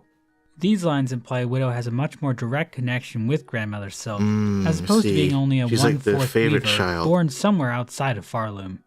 I suspect Widow was the only weaver still alive in Farloom after all the others fled. As for the removed mask and bounded silk, there are several possibilities. And what are they? Perhaps Widow was punished by her fellow weavers for continuing to support Grandmother Silk, even after she was put to sleep. Although, why wouldn't they just imprison her like they did for Sinner? Maybe Grandmother Silk cruelly had Widow punished for the crimes of her fleeing sisters, and then kept her around as a servant. Or maybe Widow did it to herself, forcibly pulling her own mask off, similar to pulling out one's own teeth, as some kind of demented demonstration of fealty to her mother. Nothing is strictly confirmed though, and I'll be curious to see what theories evolve around this character. As for the weavers that did flee Farloom, it seems their goal was still to create a child that could usurp Grandmother Silk. One of these groups ended up in Deep Nest. Yeah, they want to brainwash Hornet. But Hera told her not to follow a larger them. Civilization called Hollow Nest, ruled by the Pale King and the White Lady. At some point, the Pale King asked Hera to become a dreamer, a role which would... Yeah, and Hera agreed, but on one condition. The Pale King needs to fornicate with her and for her to have a child of her own, and that child was Hornet. I request it's a comedy video. What video do you want me to watch? Send via Ethan.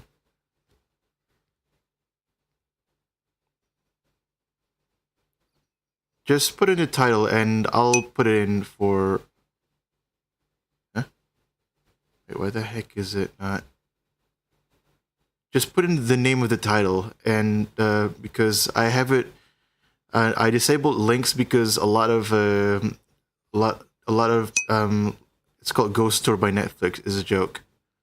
Oh, okay. Do I need a Netflix account for that, or is it available on YouTube? Hang on a minute. I need to finish this video first. Require her to fall into an eternal sleep. Okay.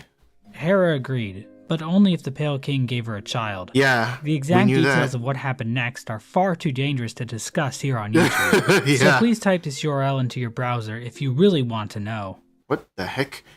Mossbat.com, please tell me how the Pale King inherited the beast created Hornet. I really want to know. I am ever so curious about this information.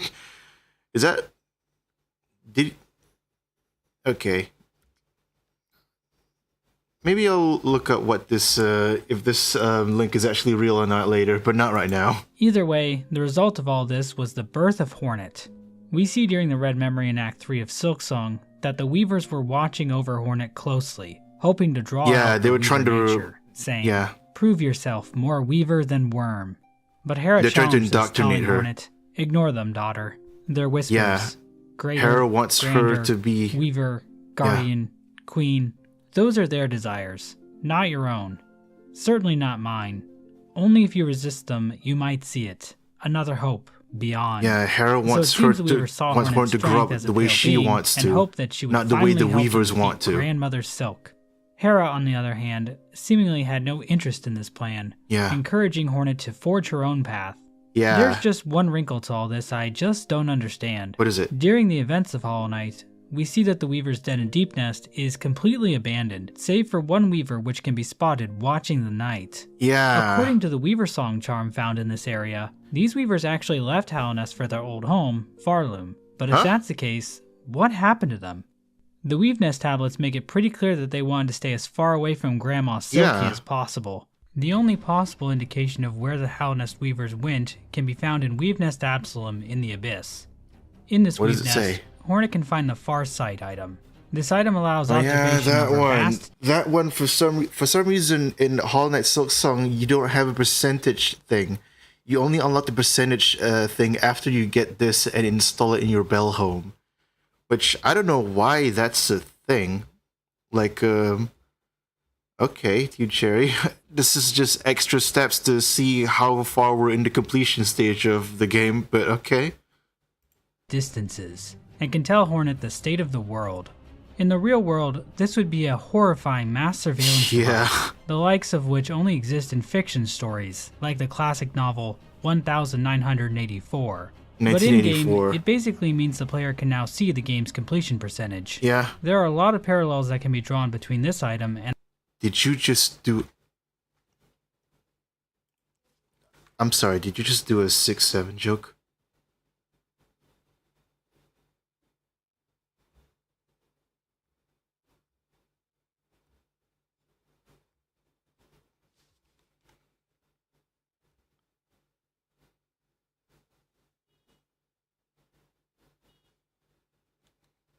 the Pale King from Hallownest. The design of the object itself vaguely resembles him. The Pale King has an ability described as foresight, allowing him to know the future to some extent. The lore tablet he left for the Hollow Knight in the Black Egg Temple also gives the world sensibility, which allows the player to see the game's completion percentage. The rune effect in the... Oh, that's how you... I forgot.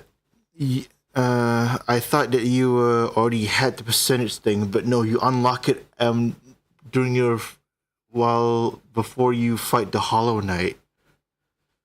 Okay, I thought you unlock... Okay, so there are some things I don't remember about Hollow Knight, but yeah. Okay, my bad. Cutscene also resembles runes we see in the cast-off shell. So it's possible the Weavers designed this device after encountering the Pale King in Hallownest and returning to Farloom.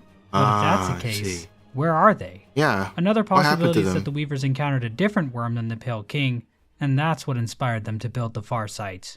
We just don't have quite enough information to say for sure. Yeah, we don't encounter that many worms anymore. Bugs were sent to Hallownest. Pale King is the only one that we know of at this point in time. And carried her all the way back to Farloom.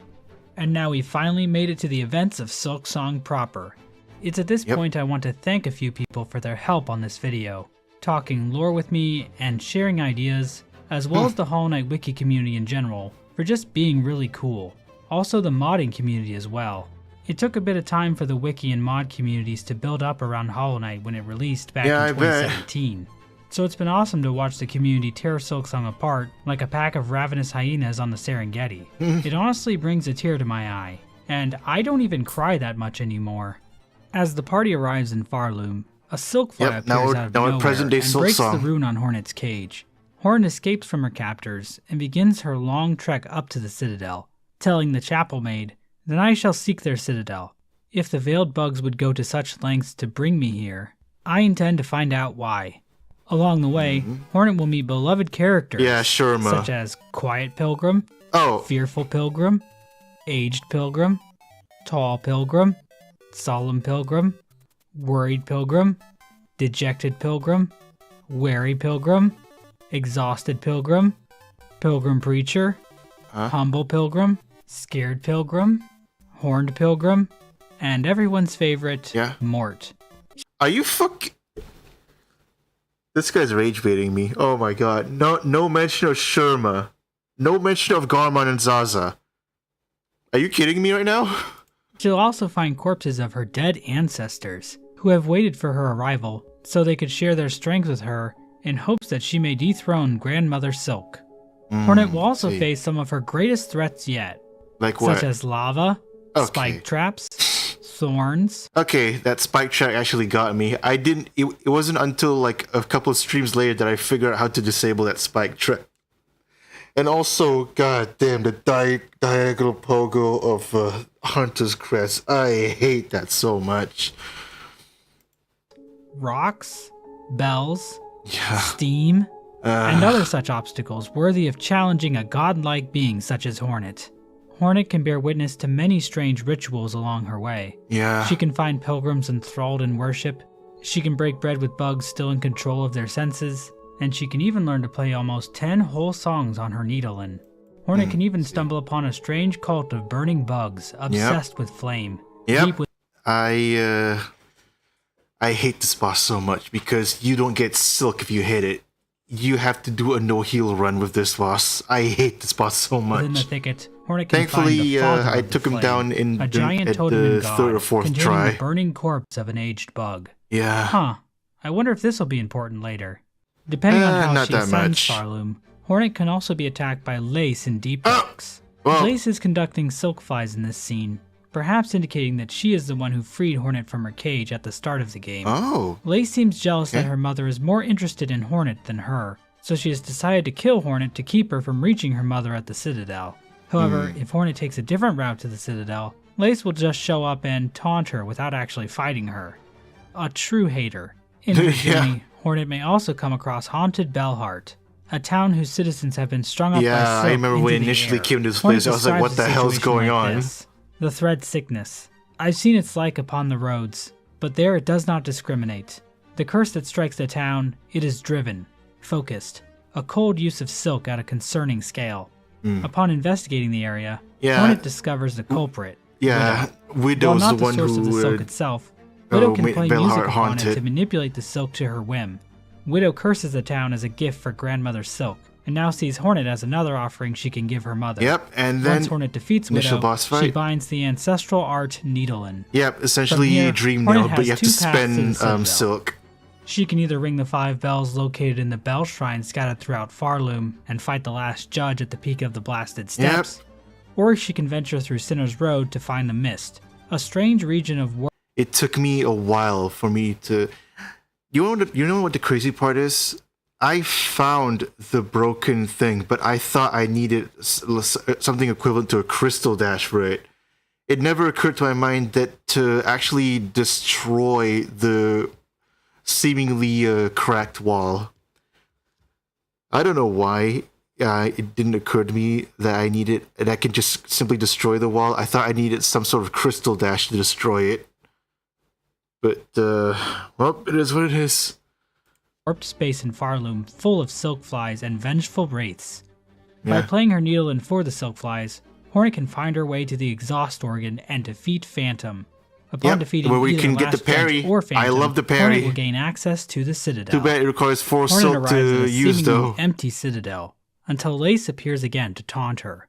Hornet tells Lace she knows a higher being is responsible for the haunting overtaking Farloom. Lace mocks Hornet, telling her that she has no chance of defeating Grandmother Silk. Hornet replies by saying, "I've found those who claim themselves a god can rarely match the title. And experience tells me even gods can fall." Yeah, After she this knows. interaction, Grandmother Silk lets out a scream, and the Citadel comes to life with the haunted husks of Citadel bugs. Once Hornet reaches the top of the Citadel and defeats the Cogwork dancers, Yeah. she must complete the threefold melody, Yep. recovering the A 3 fetch separate quest songs held to by the unlock architects, the ascension keepers, and to Grandmother conductors. to the But cradle. before she can get the melodies, Hornet will have to fight one of the most complex and thematically rich characters in Silk Song, Trobio. and perhaps even all of fiction, Trobio. Trobio is a tragic character. His dream was to bring the Citadel back to life through the magic of the great stage. He called upon Hornet to be his partner in reigniting the flame that fuels the land of Farloom. The two danced a dance of unparalleled I beauty. initially thought that he had something to do with the Grimm troop. Because, yeah, Trobio and Grimm, they fight with dances. But Trobio is kind of yeah, Grimm has like magic powers. Trobio is more yeah. I'm gonna dive into like Avatar references here, but Grimm is like a bender. Trobio is like a Sokka, because yeah, Grimm utilizes magic. Trobio has some skills of his own, but he mainly utilizes like external things like smoke bombs and glitter and all that reaches blindingly, which blinds the screen and makes it hard for me to find out where he is, what his attacks are. Yeah. With every step, every turn, Yeah. every goddamn exploding ball executed exactly as choreographed. But then tragedy struck when Hornet straight up murders Trobio for real, live on stage. Are you almost done the video? Trabio made the ultimate sacrifice for Farloom. Yep, and now he had a he's dead dramatic forever. exit. And yet, I initially he thought lives he on in died, the hearts and minds but of he was just pretending all to be over dead. The world. Thank you, Trabio. Yeah.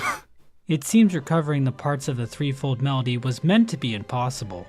Hornet mentions that the climb through the cogwork core to reach the architect's melody would be near impossible for a normal bug, and Vault Keeper Cardenius even outright states it was against the law for a Vault Keeper to share the Vault Keeper's melody with a non-Vault Keeper. These roadblocks to completing the threefold melody might play into the idea that regular bugs were never actually supposed to be able to reach the top of the Citadel to learn the truth about Grandmother Silk's imprisonment. Hornet plays the completed melody to the statues and is finally granted access to a lift that will transport her to the cradle. At the top of the lift, Hornet finds Lace, waiting for her in a field of flowers. Lace 2 boss After fight. the battle, the two finally discuss Lace's true nature. Lace expresses frustration. Lace has at her mommy silken issues. form, We knew viewing that. it as a cruel mimicry of life. Hornet tries to console her, but Lace is having none of it and promptly dies. With Lace out of she the didn't way, die. Hornet She finally confronts more like she Grandmother passed Silk, out. the pale being responsible for everything that's happened up to this point. Yeah, and I'll it's be up to here honest, we can unlock I didn't multiple expect her endings. to look like this. She's not bug-like at all. She's like some kind of weird woman. This is what a woman looks like, by the way. Okay, go on. After defeating her, Hornet binds Grandmother Silk to herself. The initial As she ending, does so, if we didn't her do crest anything expands else. immensely, and her masks transform into Yeah, Weaver I was style ones. surprised when this Hornet's happened. binding results in the entire Citadel getting covered in a thick web of silk. We then see Hornet's body curled up inside the cradle as she grows additional pairs of arms. Yeah. This ending is referred to as Weaver Queen in the game's achievements menu. Yep. It seems this was the end goal of the Weavers. Much like Eva before her, Hornet was an attempt by the Weavers to create a being capable of usurping Grandmother Silk. The Weaver Queen ending is not a happy ending for Hornet, as it depicts her following the predestined path the Weavers wanted for her, with her body becoming even more Weaver-like in appearance. But we know that wasn't Hornet's true desire. At some point the caretaker asks this of Hornet, saying, "Ready to make your play, to oust one ruler and claim her place?" To which Hornet replies, "I'll not deny some part of me desires that outcome. Dominance, it seems, is baked deep in my blood, either like as X to too, T. no doubt, for the one up top. Yeah, but Hornet And doesn't yet, want to another rule. part resists. Yeah. A part, over time, I find myself siding with more. That part wishes not to claim a And monarch's this is where mantle. we have the Rather, option would see to my use the freedom snare regained, setter. and this kingdom's bugs unshackled from their pale chains. Yeah. So if the Weaver Queen ending is a bad ending for Hornet, are there any good ones? Yes, there are. Well, let's look at the Twisted Child Oh ending. yeah, this one. To get this ending, Hornet has to bring the Twisted Bud Yeah, item who to the heck put a Greyroot, baby in strange bottled water, creature by the way? located in Shellwood. Doing this lets Hornet access the Rite of Rebirth quest, Yep. where Greyroot injects Hornet with The a parasite shortest, that limits her quest silk that and I removes her had to ability do. to equip tools. To remove the parasite, Hornet must seek help from Yarnaby in Greymoor, Yep. a doctor kicked out of Belhart for her questionable medical practices. But Hornet can actually just keep adventuring around Farloom instead of dealing with the Yeah, parasite we immediately. can optionally. This can lead to some do that. interesting interactions. Eva will bar Hornet from entering her chamber. Any wardenfly that catches I did not know that that would happen if you try to visit Eva while you were cursed with the child. Oh. Hang on a minute.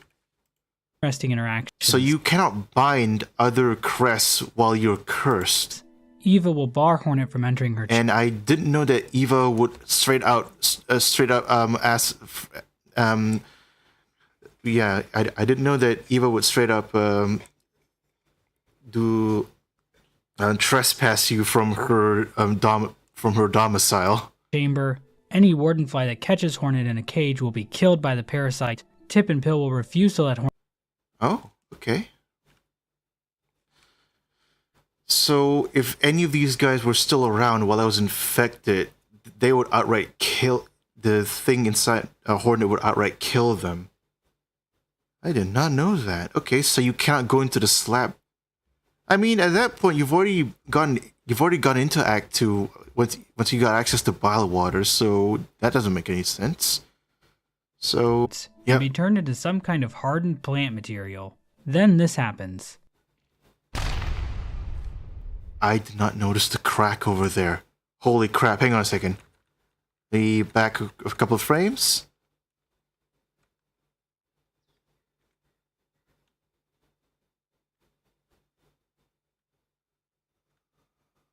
Okay, yeah, look at this. Frame by frame. Yeah, a crack over here. I did not notice that when I initially got the ending.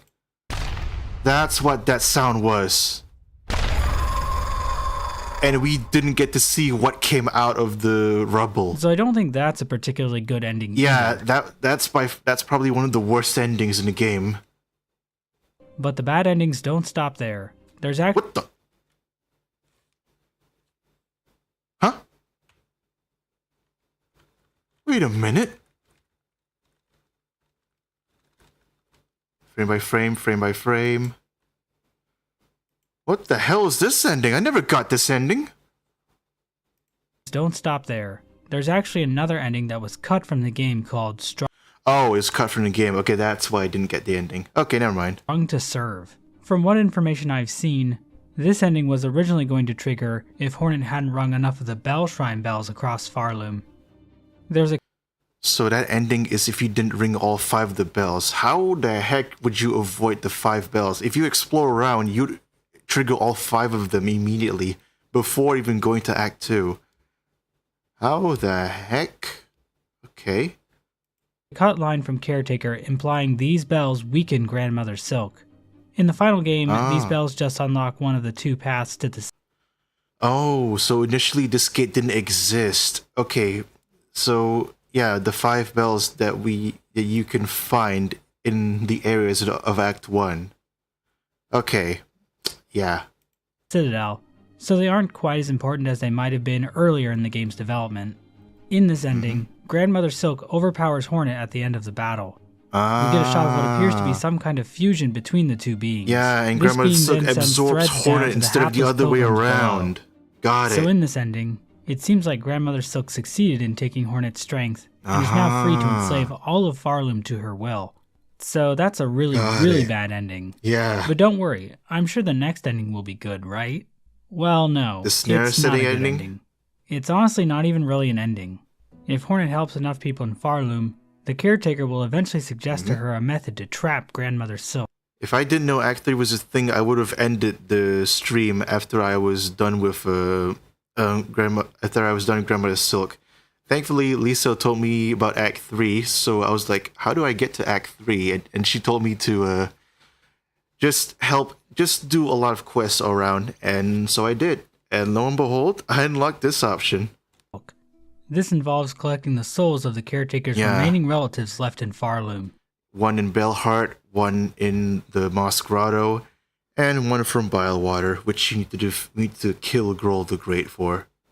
These souls include the Chapel Maid in the Moss Grotto, the Bell Hermit underneath Bellheart, and a deceased bug whose soul can be found in Bilewater. Yep. Both the Chapel Maid and the Bell Hermit give their souls willingly. Yeah. But the remaining soul, the Seeker's soul, is a little more difficult to obtain. It's locked. At some point, this bug traveled into Bilewater to seek the help of the Stillkin. Worst runbacks of the game. This bug to fight against the Citadel, the Stillkin killed him and took his soul. Hornet has to infiltrate the Stillkin's home, Bilehaven, and defeat them and their leader, Grohl the Great. Yeah, Grohl must croak for this. People are going to try and make the Stillkin out to be the bad guys here. But I'll be honest, if the Seeker was anything like the Caretaker or the Bell Hermit, I don't blame the Stillkin for doing what they did. I will stand with Grohl the Great here, and I hope you do too. The Caretaker also instructs Hornet to search Weaveness Atla for the Weaver's prototype weapon, the Snare Setter. Yeah, that thing. Hornet gives these 3 souls and the Snare Setter to the Caretaker, who then sets up the trap inside the cradle. Hornet then challenges Grandmother Silk. After defeating her, instead of binding, we play the needle Hornet plays her needle and then it teleports us to the void. Trap. But something unexpected happens. Yeah, a large the circle void. of void within the Snare We pulled the Setter radiance on her. Hornet and Grandmother Silk. Yeah. The art assets for this thing imply that it's actually opening a portal directly to the abyss. Yeah. The void starts to pull Grandmother Silk in, who in turn grabs onto Hornet, attempting to drag her down as well. Yeah, and then Lace saved us, by Lace, and who cuts Hornet free and falls into the void with her mother. The 2 disappear into a giant black ball of void that then collapses in on itself, creating a shockwave that shakes the entire Citadel. Nearly destroyed the whole kingdom. But just as things seem to have finally ended, void-covered silk threads reach up through the ground from below. Yeah, we might have made something worse instead. Ending. But instead of putting Hornet back to before the fight in the save file, this ending triggers Silksong's 3rd act, called Abyss. Yeah. Hornet awakens to find that all of Farloom has been altered, with environments wrecked by the appearance of black threads, and... Oh, okay, hang on a minute. 5:01 p.m. I need to go somewhere real quick. Short intermission, though. We'll be right back after a quick break.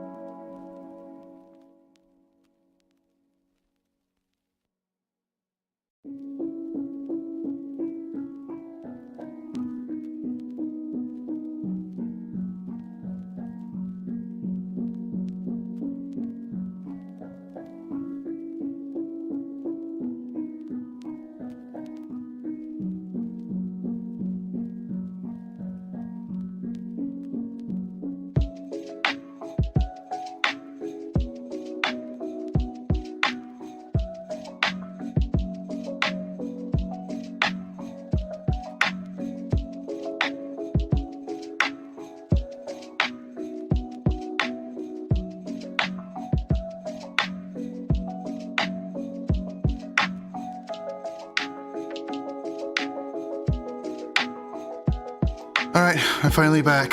Sorry it took so long, 5:55 p.m., but okay. We can still make it. We can still watch one more video.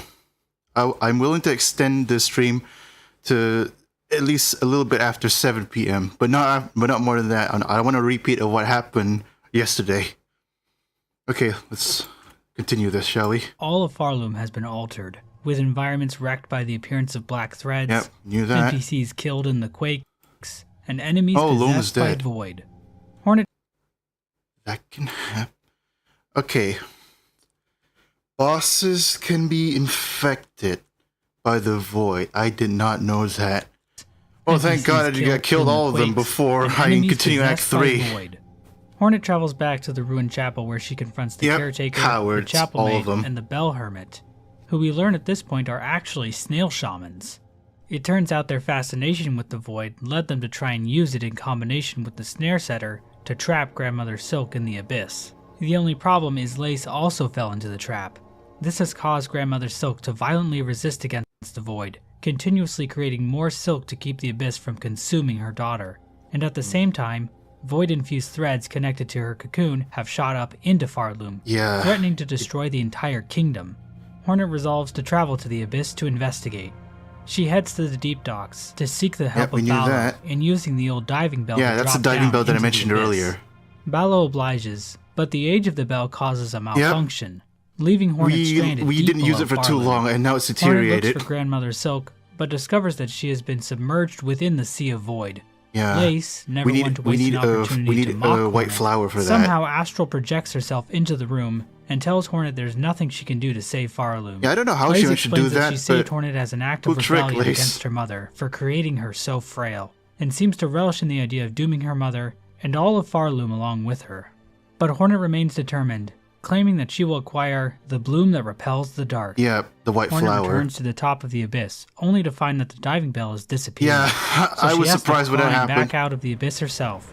And this is the majestic climb. The soundtrack is good. The platforming section is good. Even the final ascent, where you need to do the silk soar. Point that the music from the 2019 reveal trailer starts playing for the first and only time during the entire game. Now, I've watched that trailer probably over 300 times in the last 6 years, and it was honestly kind of weird not hearing all the sound effects from the trailer. Hopefully Team Cherry will patch the game to add them back in. I really think that would make this moment even really shame more this only plays once. Hornet returns to the Snail Shamans. I hope we find more ways for that to play again. From within her own memories. We see what is likely the exact same type of flower in Hollow Knight. Yeah, the white flower. By the name Delicate Flower. Grey Mourner, one of the Pale King's 5 great knights, brought the delicate flower from a faraway land, and requested the knight take the flower to the grave of her dead lover, the Traitor Lord's daughter. I don't know what it is with Team Cherry and tragic dead gay lovers, but if you are gay or have a gay lover, and Team Cherry wants to put you in their game, maybe stop and think about it first. If the knight tries to give the delicate flower to the White Lady, she declines, explaining that the flower contains a rare power. She also tells Hornet in the Red Memory that the Everbloom is the first light. The knight can give the flower to the Godseeker, but while she recognizes it as rare and pure, she can't detect any godliness from it. However, giving the delicate flower to Godseeker actually unlocks an alternate ending. Yeah, an alternate ending to the Lower Shades ending. The Godseekers in Hollow Knight are attempting to attune to the Radiance, who they detect as the highest god in all the land. When the knight first arrives in Godhome, a dream realm inside the mind of the Godseeker, she is not impressed, calling it a cringer. But if the knight continues to clear the pantheons, defeating boss after boss, the Godseeker begins to take notice of the knight. Upon defeating the Absolute Radiance at the end of the Pantheon of Hallownest, the knight seems to take on a new form, referred to Lord of Shades as Void-given Focus. After this transformation, the knight begins to leak out from the Godseeker, with void tendrils lashing. One of two things can happen. Either we leak out into the real world, or if we give him the flower beforehand, we disappear into a trail, we disappear into a puff of white. Out from her body. Yeah. However, if the Godseeker is holding the delicate flower, Godseeker and the void leaking from her disappear, like that, leaving only the flower with a single stained petal. So it does indeed seem like the Everbloom can repel void. Whether or not this event in Hollow Knight is the memory Hornet has of the Everbloom is unclear though. The White Lady calling the Everbloom the first light implies this flower might be a primordial force in the world of Hollow Knight. It's described as having a pale light, maybe indicating that the power found within all pale beings is connected to it. But for whatever reason, only these flowers can repel void. Due to her nature as a weaver, Hornet can access things like the Everbloom from her memories using silk. So I guess it kinda works like Essence in Hollow Knight, but instead it's silk, because what can't silk do in this universe? Yeah. They can make frickin' laser beams out of silk, for God's sake. Yeah, that's the weapon that I crafted with that broken tool that I found in Bilewater. That thing that acts like a railgun. Really a shame I didn't really use it all that much. I only crafted it, but I never really used it aside from a few initial tests. However, Hornet needs a spell from the Snail Shamans to actually access the Everbloom. The Snail Shamans tell her they can cast the spell, but it will require a tremendous amount of power. They tell Hornet to seek the Old Hearts, the strength remaining from the former rulers of Farloom. King Khan, Nihilith, and Carmelita. And Nihilith. Yep. The shamans then teach Hornet a new song on her needle. Also, Elegy Green Prince, if you want which to will allow her to access the memories of these bugs. Also, you can. There's also a fourth one that you can do as a bonus. I initially did the Green Prince, and then Nihilith, and then King Khan, if I remember. I don't remember which order, but I do remember that I did the Green Prince first, and then I did Carmelita last. I did all 4 bosses, and Carmelita one, it's hard, but I enjoyed it so much. From when they were in their prime. So basically like traveling to a pocket dimension. This is similar to the film Shrek Forever After. Okay. Hornet finds the Old Hearts scattered all across Farloom. In the wind-blasted sands of Karak, she can find the corpse of King Khan, hidden away in the Coral Tower. He's even got all his soldiers with him. That guy, I swear to God, I have to fight through 30 waves of enemies just to get to him. And if it weren't for the fact... And, one time I was so close to unlocking a shortcut, but goddamn, I died in the end. I had to painstakingly go through all that again. I hit the coral, which unlocks a shortcut to the near end of the battle. Holy crap, you want me to fight all your minions first, and then when I'm rugged and I'm barely have any strength left, then you want to fight me? Come on now. Aura farming, even in death. Makes you think. In Upper Shellwood, she finds a shrine built begrudgingly by the Citadel in honor of guarded Nihilith. by Seth. The shrine itself is protected by Shrine Guardian Seth, who stops any bug who would try to approach it, killing them if necessary. It's not clear where Seth came from, or why he's even in service to Nihilith, but it seems like he's under some kind of spell, considering his personality completely changes after Hornet defeats him, revealing himself to be a total gamer. Finally, a Hollow Knight character I can relate to. Well, him and Styx. Oh yeah, Styx. What happened to Styx after Act 3? I never really revisited Sinner's Road. I never revisited that part of Sinner's Road after I was done with...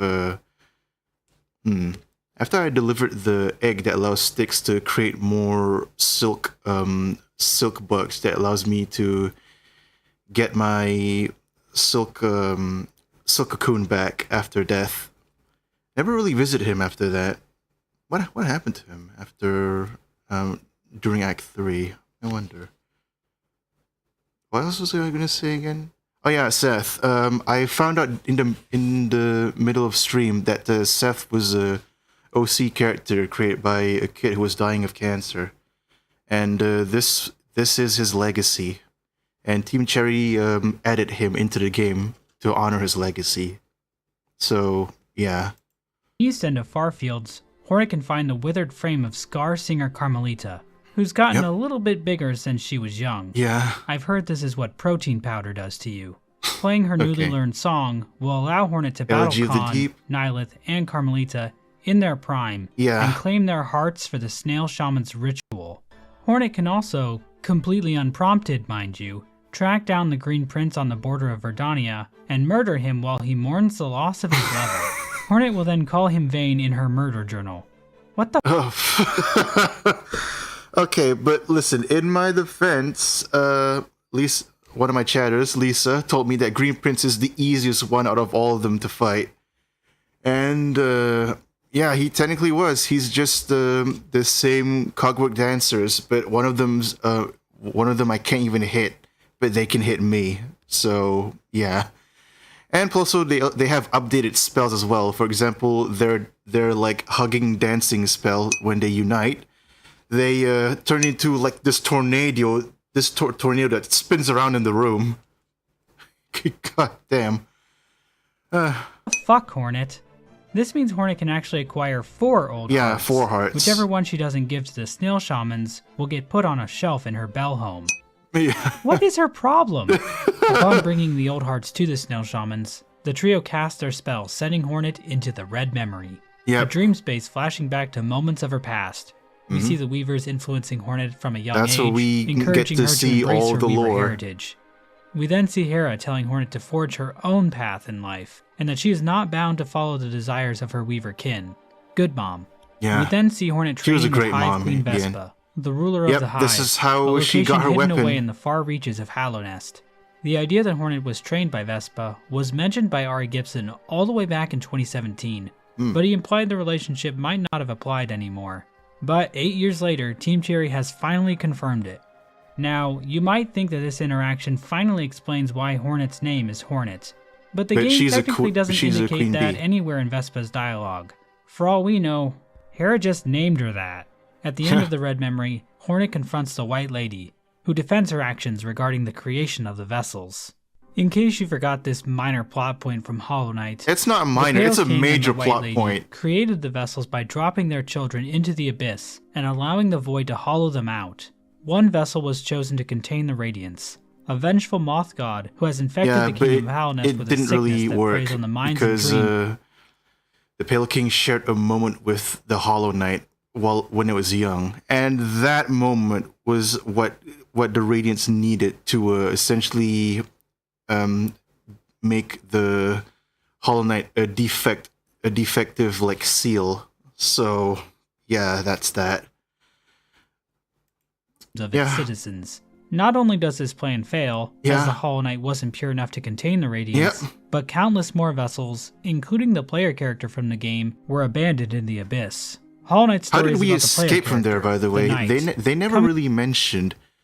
They never really mentioned how we initially escaped. All I do know is that at the beginning of the Hollow Knight, the knight came back to Hallownest and then jumped down from the Howling Cliffs down to the starter area of the game. So yeah, how did we initially escape? To terms with its past and deciding the fate of Hallownest on its own terms. Yeah. So, all things considered, not the best showing by these two higher beings. Yeah. And Hornet even calls the White Lady out here, saying she would never resort to such a weak scheme for salvation. The White Lady responds with pity, and finally offers Hornet the Everbloom. I think this sequence serves as Hornet rejecting the excuses of her divine kin. It seems Hornet views their actions as coming from a position of weakness, while Hornet has come to find the strength to craft the world exactly as she dreams it. And through that strength, Hornet will choose to save another from the void, instead of sacrificing what the heck? An entire generation of offspring to it. Yeah. To save another from the void. The Pale King was a great king, but a crappy dad. And Grandmother Silk was a crappy queen, but she was also a crappy mom. But in the end, she did somewhat redeem herself during the final fight with Lost Lace. Instead of sacrificing an entire generation of offspring to it. Yeah. Hornet's resolve is reflected in the journal entry for Lost Lace, which reads, "To quell the mother's rage and see this kingdom saved, I will claim her back. This one the dark shall not take." Hornet awakens in the snail shaman's hut, but all three of them are now gone, save for their shells. All of them are They dead seem to have used all their energy when casting the spell, and faded away. Let's have a moment of silence for the snail shamans, who bravely gave their lives for Farloom. Anyways, here's my tier list for them. With the Everbloom in hand, Hornet returns to Deep Yeah, now it's fully modified. This time, Hornet descends into we can the go abyss up and again, down from where that. Lace stops her to chat one more time, saying, "Take the final plunge, Spider. Join us in my drowning palace, and let oblivion swallow us all." That didn't Hornet happen. rebuffs Lace, saying, "Oblivion may take you, child, My own life I shall not sacrifice. Yeah. I have survived the fury of your land. I have borne its barbs and its blades, and I have seen wonders behind its dangers. But always, child, I remain a daughter of Hallownest, and the void below all things. She's dealt with the void before. Fear no longer. She can do it again. This is the last line of dialogue in the game before the true ending, and it's also the only time in the entire game the word Hallownest is spoken. Yeah. Which, considering Hollow Knight is 8 years old at this point, I think legally qualifies as nostalgia bait. I hate to see it. Hornet then begins her descent into the lake of nothing below. Hornet arrives in a silken sphere created by Grandmother Silk. The pale monarch can be seen inside, bare of silk. Lace finally appears, but this time corrupted by Void, referred to in-game as Lost Lace, yeah. Hornet proceeds to beat the crap out of her, slowly freeing her body from the corrupting Void. Slowly but surely Once she's Lace being is freed from the finally black. cleansed by Hornet's blade, Hornet asks Grandmother Silk to give her enough silk so that she can escape the Sea of Void and return Lace to safety. However, last as redemption. Hornet and Lace rocket through the void, the petals of the Everbloom disintegrate. The ever-hungry Void Tendrils take this opportunity to strike, but are stopped by none other than the Knight. Who has if it weren't for the Knight, the rest of the Shades. The both of them would probably we be died. even briefly see the Knight's focused form, indicating that the Knight has likely been elevated in power by the ritual of Godhome. Watching Silksong video? Yeah. We never really got a sense of the Knight's desires in the events of Hollow Knight. I was just talking about you telling me that the Green Prince was the easiest out of the 4 bosses in Act 3 to defeat and take hearts. And the ending of Silksong kind of confirms that the like 3 endings are canon, like the Dream No More ending and 2 endings are canon, the Dream No More ending as well as the Godseeker Shades King of Shades ending. I feel the Dream No More ending was about the Knight and its siblings destroying the Radiance. Yeah. Not because they wanted to save Knight Hallownest or anything, but because they wanted to free the Hollow Knight from its suffering, trapped in the Black Egg, separated from its siblings. The Knight also choosing to help Hornet, another one of its siblings, implies that the Knight really does care for her. I think you don't know endings. It's not like I Hornet know. Also didn't help the Knight as well. Also, speaking of which, there's apparently another ending that was cut out of the game. It's the ending where we failed to bind Grandmother Silk, but Grandmother Silk bound us instead of the other way around. So that's interesting. Why did they remove an option for that ending? That could have been that could have been an excellent bad ending to the game. Wow, guiding it towards the King's brand so it could for her. And it's not like Hornet also didn't help the Knight as well, guiding it towards the King's Hornet brand helped so it the Knight when its conception. it escaped. So the Knight helping Hornet here is another example of how Hornet helping now they're others both even. leads to the world of Hollow Knight being a better place, at least in some ways. Yeah. The Knight returns Hornet and Lace to the surface, the void threads around them dissipate, the two awaken, and Lace has a bit of a laugh while Hornet hits her with the Weaver stare. This ending is called Sister of the Void. Farloom and its White Knight have been saved from complete destruction, and the system of endless I wonder song what and toil happens has after finally Act been 3. eradicated.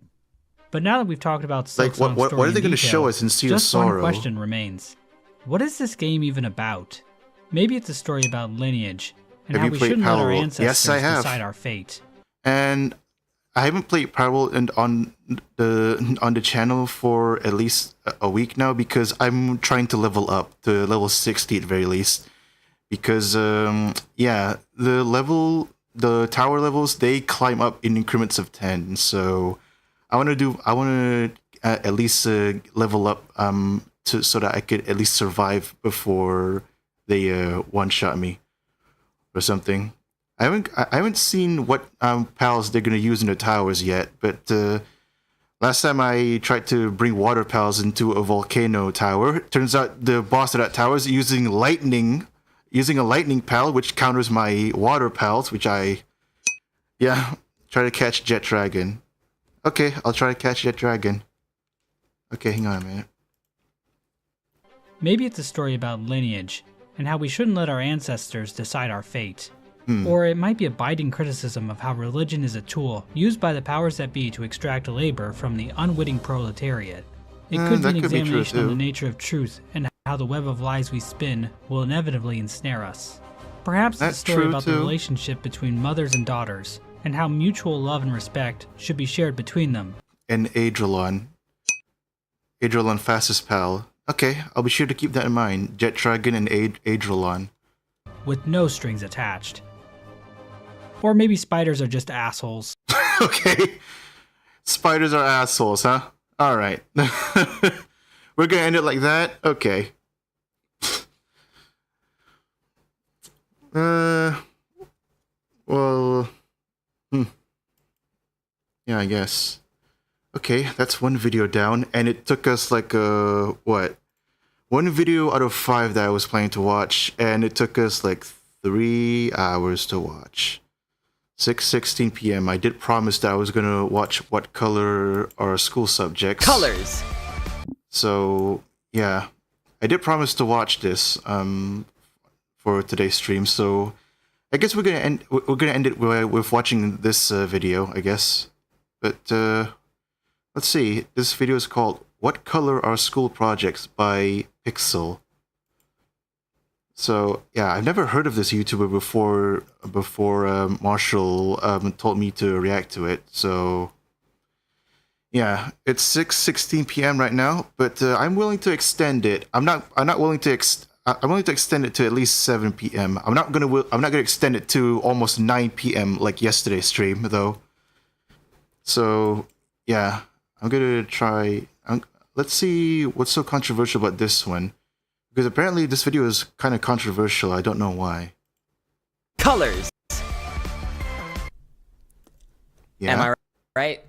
While Yeah. color applies to everything we see, it can also apply to things we don't see. People, myself included, love to assign colors to things that don't really have colors. And this is something that not only makes colors highly subjective in that regard, but also My Bellinor Libero have 7k attack in Pal World. How the heck did you manage to do that? Mine could only do like triple digits. I've never gotten it to the 4 digits before.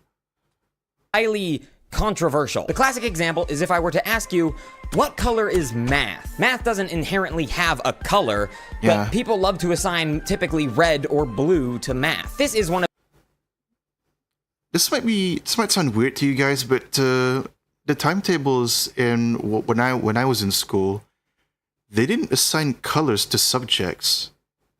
Yeah, they didn't assign colors to the subjects in the timetable.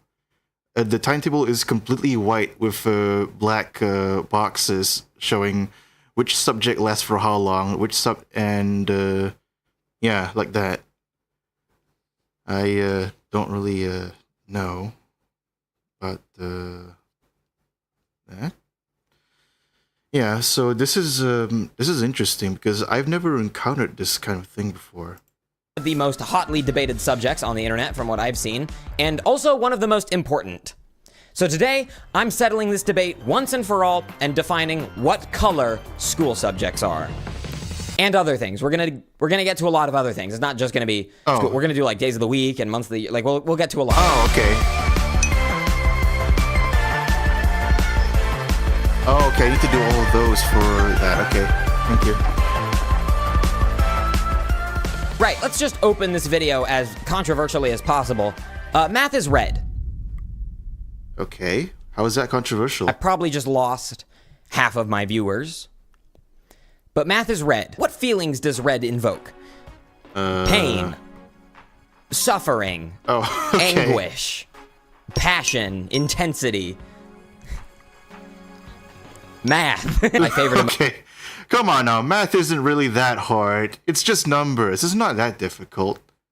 I'm trying to make 5-digit damage. Oh, nice. Well, good luck on that. Once I reach, maybe once I reach level 50, I'll bring Power World back into the streaming thing because, I should probably make a poll. Should I at least level up off camera, or do you guys want me to watch me suffer while I fight the bosses while under-leveled? Maybe I should make a poll on that. Okay. But honestly, though, math isn't really that difficult. It's just numbers. Motion of them all. Algebra. Red as a color. Algebra isn't that difficult. Come on now. Come on. Alerts us and like keeps us on our toes. And I feel like math alerts me and keeps me on my toes. The two are synonymous for me. I could never see a universe where math is blue or green or anything else other than red. So does that mean I think English is blue?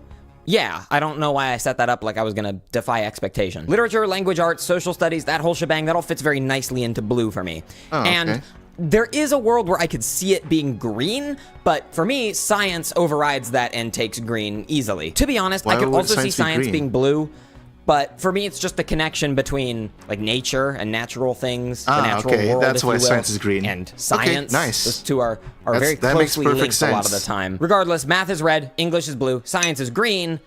So what about math the next color? Together. Yellow. Okay. I'll assign that to history. History as a concept. Oh yeah, history is one of my weakest subjects back when I was in school because you cannot pay me enough to sit through a history class because I do not understand. I don't know why, but mathematics, science, and English I can do properly well, but history is where I draw the line. Has just a lot of yellow going on, vibe-wise. Couldn't tell you why. And yes, I know history is important to learn, but it's just a subject that doesn't click to me for some reason. Yeah. It's a subject that just doesn't click with me. And if you split science into like the chemistry, biology, and physics, I'm more of a chemistry kind of guy than a physics kind of guy. Yes, I know physics is more calculation based, but for some reason, I'm more of a chemistry kind of guy. It just does. Because I said so. So what does Art, yellow of course, mean? is the most colorful subject out of all of them, but for some reason, it just clicks with purple more than anything else. Maybe because purple is such an aggressively vibrant color, but not aggressive in the same way that red is. I guess it's a mix of... Who's this YouTuber? He out of content, I guess. I don't know. It's the YouTuber's name is Pixel. The real Sam Mitch, aka Marshall, told me to react to this because apparently it's controversial, and so far I haven't seen a reason why this video would be controversial. Of blue and red. So like, because art is very calming, as is blue, but it's also very passionate, as is red. And so when you mix the two together, you get purple. Which fits art for me. Foreign language goes to orange because I don't know. It's just orange. And then any class related to economics or politics or government, anything of that sort. I never learned that when I was in school. It just gets a neutral gray color. Because it's bleak, right? So, make of that what you will. You know, when I started thinking of this video, I was really, really sure that I would easily be able to come up with 7 different colors for the 7 days of the week. But it was a lot harder than I thought. Just put in the soft colors as Saturday and Sunday, and then make the weekday colors as the bright colors. Yeah, just make the Saturday and Sunday blue and then the weekdays red, because I think that's what people feel. Unless you live somewhere where Friday and Saturday is your weekdays and Sunday to Thursday is your work days. Because where I'm from, there are places where I'm from where Friday and Saturday are the weekends, and then Sunday to Thursday are the weekdays. So make of that what you will. I'm going to play a game instead of watching this YouTuber making subject to color. Okay. It would be. So let's just start from the beginning of the week, and I'll try to explain as I go. Which means we're going to start with Sunday. Yeah. Some people say that Monday is the beginning of the week. Those people are probably right, but I'm too stubborn to acknowledge that. Sunday. Some places start with which is Sunday. Yellow, orange, red, white. Make of that what you will. One of the warm or hot colors. Here, Sunday only holiday. Oh. Saturday isn't considered a weekend where you're from? Huh, that's interesting. So naturally, Sunday would be one of those colors, and I'm just kidding. Sunday's like a nice chill blue. Probably because I grew up thinking of Sunday as like the chill day, like the Monday to Saturday, no holiday. Oh. Okay, I didn't know that there there were places where Sunday is there's only one day as a weekday. The rest are I didn't know that there were places where there's only one day as a weekend. The rest are weekdays. School job 6 days here. Oh, I see. Calm before the storm. Like a nice chill, you know what I mean when I say chill blue. Not chill as in like cold, but chill as in like chillaxed. Some of you may be inclined to put red for Monday just because it's the worst day of the week, typically. It is Monday. But I like purple for Monday. I can't explain why, as if I'll be able to explain why for any of the other ones, but Monday feels much more like a purple than anything else, and that's because some people look forward to Monday, some people don't. I guess that kind of makes sense. Pretty set on that. You're not going to change my mind. Tuesday gets red. I don't know why. Oh, I see. But Tuesday and Wednesday, which is a dark blue, those two are like, I'm really set on those. Even more so than Monday. Like those, Tuesday being red and Wednesday being like a dark blue, you're not going to change my mind on those for sure. Thursday, on the other hand, I could very much be convinced to change. Right now, I have it as like a hot red-orange. I feel like it could be better, but I don't really have... Hot red-orange. I don't got a better example. Maybe like a dark... That's a hot red-orange? He changed the color before I could speak on it. This looks more like a red to me. I see the orange on OBS, but I don't see the orange on my screen. That's interesting. Dark forest green, but that doesn't feel right for Thursday, so I got nothing. Friday is often regarded as the happiest day of the Jordan. week. Not like, that's not a quote or anything that I got from anywhere. That's just like common opinion, or from what I've gathered. I don't know. So Friday gets yellow. It's a bright, happy color. Yeah, and Friday's because a bright, it's the end happy of the day. week for some Unless people. it's like a rainy Friday. Okay, That's not a bright, happy day. It's, yeah. But like the vibe is still bright and happy, I would say. Saturday gets it's cyan. just desaturated. Like a bright, annoyingly bright cyan. Full of energy, full of vibes. Yep. Saturday gets... That's where the majority of people... for the majority of people, that this is where the weekend starts, where people can finally relax for the day.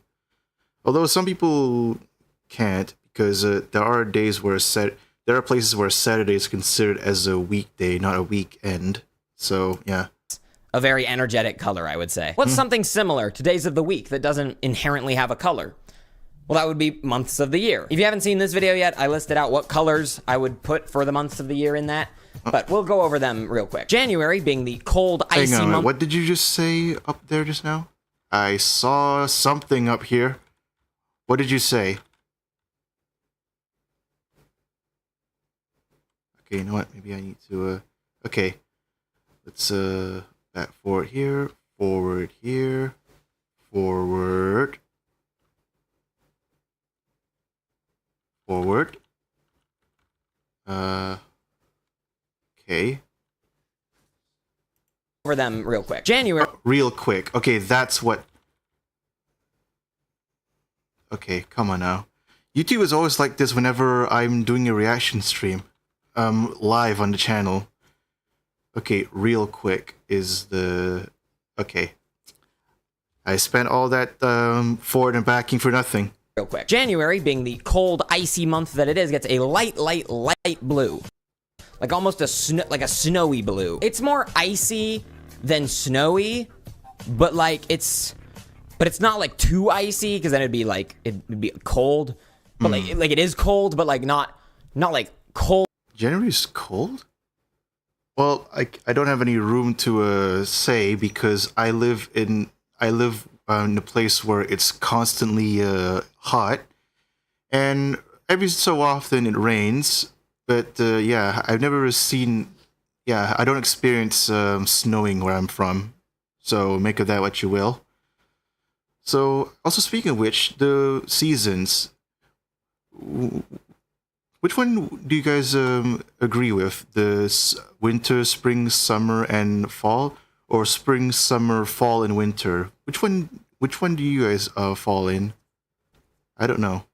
Cold in the sense where it's like pushing you away, like a welcoming cold, like you know. February gets a red pink, like a bright red pink. Why red like pink? Almost red. Why hot almost pink? But not magenta. March gets the truest green that you can think of, the greenest green that ever greened. April gets a pastel sunny yellow. May gets a pastel flowery pink. June gets a bright, annoyingly sunny yellow. July is colorless, it's just kind of white. August, being the searing hot month of warmth that it is, gets red. September doesn't really have a color for me, but because there's not really a lot of blue on this list, September is blue.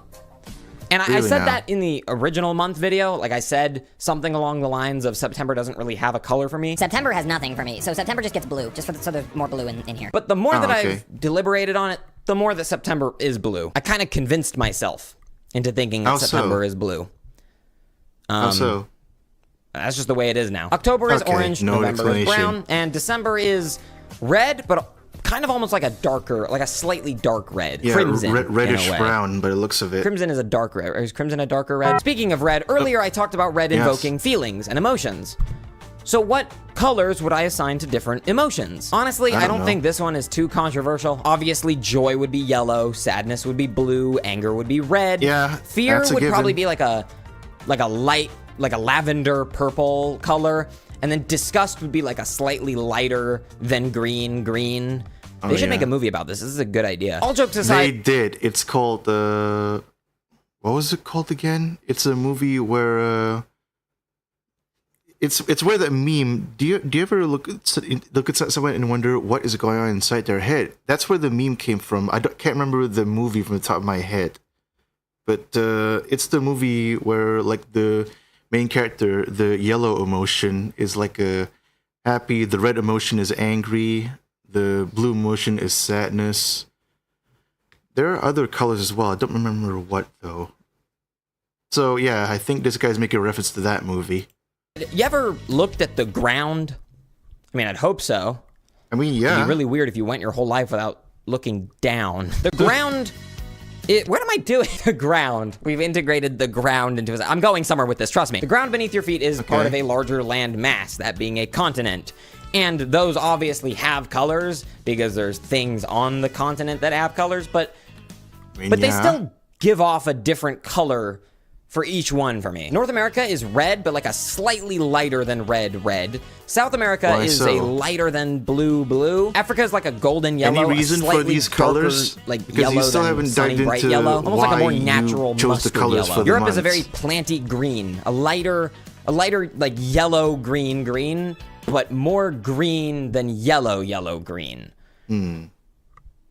Asia, on the other hand, gets a green sea green. So, sea green can kind of be like blue green a lot of the time. This is more of a green, like a mint green almost. I'd give Australia like a darker orange. So, you know how like October's orange? Take that and then like darken it a little bit. So it's a little bit more like natural, I guess. Antarctica is white, right? Come on. It's white. What do you think Antarctica is going to be? Take a wild guess. It's white. Come on. Just throw one out there. I know you got it in you. What about the ocean? It's light blue. Well, okay, the never mind. Pacific Ocean is about as blue can get. The only reason why I think Antarctica will be white because it's a frozen wasteland over there.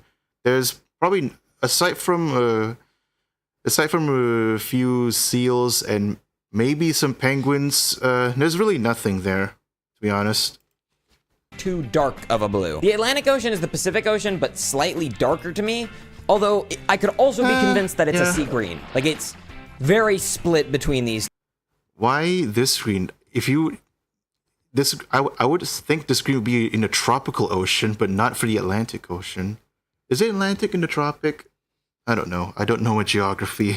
I'm not super decided on this one. The Indian Ocean is a light, slightly green blue, but only slightly. Mostly blue, but like... Just a twinge of green in there. All right. But mostly blue and lighter than everything thus far. The Arctic Ocean is a dark, intensely saturated blue. I mean, obviously, because it's cold. And then the Southern Ocean, or the Antarctic Ocean, whatever you want to call it, is... okay, take the blue of the Pacific Ocean, and then take the blue of the Atlantic Ocean, not the sea green Atlantic Ocean, the blue Atlantic Ocean. Take those two, and then make a blue, like, in between those. Okay. So, you know, it might be hard to distinguish between these three, but, like, it's water. It's going to be blue either way. Wait, how many things have we covered so far? We did You One, did two, the days, three, the months, 4. the countries. What color are the numbers? Emotions. 1, red. 2, blue. 3, green. 4, yellow. Now we're coloring numbers? If you disagree on any of those, you're just wrong. I'm sorry. As strongly as I stand... What the fuck was that? Hang on. If you disagree on any of those, you're just wrong. Okay. There's something in the back here that I saw briefly.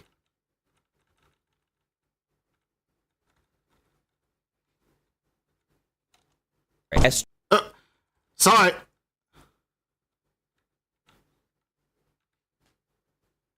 Oh, Kahoot. That's what it was. Okay. That's why you put 1, 2, 3, and 4 like this, because it reminds you of Kahoot? I haven't heard of Kahoot since my university days. As strongly as I stand on everything past that, I can accept disagreement. If you don't think 1 is red, 2 is blue, 3 is green, or 4 is yellow, like where... I just feel bad for you. Like, what went wrong? 5 is red. Somehow it's the exact same red as 1 for me. I don't really... Like that, but there's no difference between the two. Likewise, 6 is the exact same blue as 2. Maybe slightly lighter, but I don't really care all that much about it being different. 7 could be the exact same green as 3, but whatever green 3 is, 7's gonna be slightly darker for me. 8 is sea green, mint green, but slightly bluer than mint green, about as typically sea green as you can get. You guys might hate me for this, but 9 is the exact same purple as Monday. It's not the same thing as when people say that like Thursday and November have the same vibe. Is that what it is? It's not the same as that. Did you choose I don't that think color 9 and for Monday have the 9? same vibe. I just think that they have the same purple. Okay. Or something like that. And then our first truly colorless item on the list, 10 is black. I couldn't... It's a double-digit number, and I'm not going to go to any numbers past this because it kind of just loops. Yeah. 11 is red, 12 is blue, 13 is green, 14 is yellow, 15 is red, 16 is blue. It just kind of loops back around. All right. But 10 is black. Likewise, 20 is black. Actually, 20 would be like a dark... Like a dark blue. And then 30 would be a dark green, and 40 would be a dark yellow. So maybe 10 is like a dark red. Okay. Almost. I guess. But regardless, 0 is black. I guess. So that's probably what threw me off there. Naturally following numbers, we would do letters. And I have to admit right off the bat here, I have a ton of bias when it comes to I mean, like, I have this entire video is... How many things are you going to color code? Like, you color coded the subjects, you color coded the days, you color coded the months, you color coded the countries, you color coded numbers, and now the letters. What's next? You gonna color code the materials? As biased as it gets, but specifically for letters, I'm willing to admit my bias. I'm about to drop some crazy ball knowledge. Any of y'all watch Leapfrog Letter Factory? I have never heard of that video before. Leapfrog Letter Factory. What the heck? This looks like something I would have watched when I was a kid, but I've never heard of this. I feel like that's where I get most of these from. Okay, but like, regardless of... Okay, I'm gonna assume all of the colors of the alphabet that he's gonna describe are based on this video. Of bias. A is red, B is green, C is blue. Right? D is yellow. Come on. D is purple. That's also one that I feel about as strongly as ABC on, but the difference is that I'm okay if you don't think D is purple. I don't know what you would think D is if not purple. But why did you color code them like that? That's what we want to know. E is not the only one I'm confused by on this list, but it's the one I'm the most confused by. Why? Like, I genuinely don't really have a color assigned to E. Not even in the sense where I would give it, like, white or black. Like, it just doesn't matter. Just slap on the Markiplier Farquaad meme, and there you go. That's the color right there. E. Match anything for me. So I gave it like a dandelion yellow, like a sunny yellow. Okay, that works too, I guess. But it just truly doesn't match anything for me. F is orange, but a light orange. But not tan, a light orange. But not yellow orange, a light orange. Okay. Why? Like a light orange. G is orange, but a dark orange. But not a... He only justified why he colors the things on the subjects and the days. he never really justified why he colored the oceans that way, why he colored the countries that way, and why he colored the numbers and now the letters this way. He never really gave a justification on why he does that. Initially he did, but now he's just throwing darts and going random bullshit go. Ugly orange, a dark orange, like kind of a slightly red orange, but only slightly. H, and I'm fully willing to admit that I'm insane for this, is tan, like skin color. Like H is like the color of flesh is H. I just got a really gross image in my head. Again, I'm insane for this. Why? Yeah, I is orange. No justification as always. No ifs, ands, or buts. It's just orange. J is yellow. Normal, why? Default yellow. K is blue. Normal default blue. I'm gonna keep asking about why green. For every of these normal colors, default green. And I definitely know why L is green. It's my favorite letter. That was a voice crack and a half. L. I can acknowledge that, my favorite color is green. L is my favorite letter. The two definitely got linked up somewhere along the way there. M is purple, and I can say that pretty confidently. No rationale behind it. I think it's Monday, honestly. Now that I think about it, I think it is Monday. M, Monday, purple, and then 9 slots in there somehow. I don't know. Those are all the same purple for me. Those are all in the same ballpark. N is pink, and it could be a red pink. It could be a magenta. It could be a light pastel pink. It's just any of the pinks really work for N. But for me specifically, it's mostly like a magenta fuchsia pink. This is where I can say that Leapfrog Letter Factory had the largest influence on my perception of the colors of letters. Because O, truthfully, I don't have anything for O. But Leapfrog Letter Factory gave O like a lavender pastel purple. It's pink in the film, but lavender purple looks better. And that's what O is for me, so. Okay, the first time he gave a justification on why the letters are colored the way they are, it's a flimsy, reason, but it's a reason nonetheless. Doesn't explain why he chose the colors for the other letters, though. Can't really say that I'm not biased in that regard. P is yellow, and then Q is also yellow, but a more dandelion yellow than P, but not so much that it dips into orange yellow, just like as gold a yellow as it gets. R is red, S is blue, T is red, and R and T are the same red as A, which honestly, that's kind of funny now that because those spell art, but art is purple. Huh. Are you gonna walk back your statements? That is really funny. Either way, S is the same blue as C, because they make the same noise. And also, I just realized K is the same blue as C as well. They're all the same blue. SCK. So it's almost like a gradient, but with sound instead of color, because they're all the same color. So it's not a color gradient, but it's a sound gradient because it goes from S to K. That's kind of neat. I like that. U is a true yellow. And then V is a yellow, but like a highlighter yellow. So almost like a tinge of green is in there. Like a highlighter yellow. You know what I mean, right? And I don't even think that that's influenced by Cyberpunk 2077. Because that's a very prominent yellow in that game, and the main character's name is V. I don't think that... I actually... Speaking of which, should I play Cyberpunk 2077? I mean, when I played Wuthering Waves, they did have that Cyberpunk collab. And I enjoyed that. Later on, I found out that despite how sad the ending of the collab was, that was actually a better ending than what happened in the anime. I still haven't seen what happened in the anime yet, and I definitely haven't seen the gameplay. All I know from the anime are clips, like, for example, Adam Smasher smashing Rebecca's skull open in probably the near final part of the anime. And that's pretty much a couple of scenes here and there, like Rebecca greeting David while she was wearing like a bikini in her apartment with a pistol with a pistol aimed at his head. So yeah, I do remember that. A couple of clips here and there about the Cyberpunk anime, but not enough for me to find out what actually happens. All enough to piece things here and there. And the ending as well.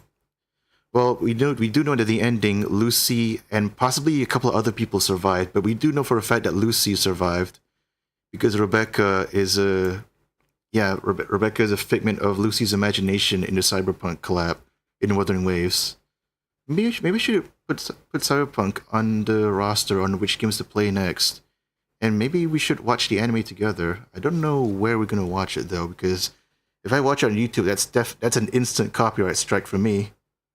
Maybe, I don't know.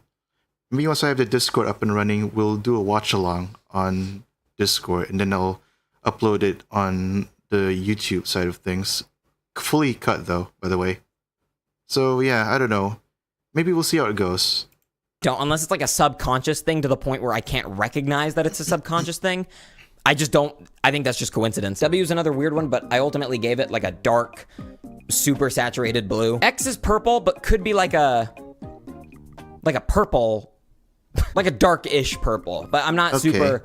I'm kind of X is kind of ambiguously purple. Y is again magenta, fuchsia, similar to N, but it's almost more like a red, pink, or magenta than N is. And then Z is red, the same red as A, R, and T. There's no the 4 letters that are red out of all 26 letters for me.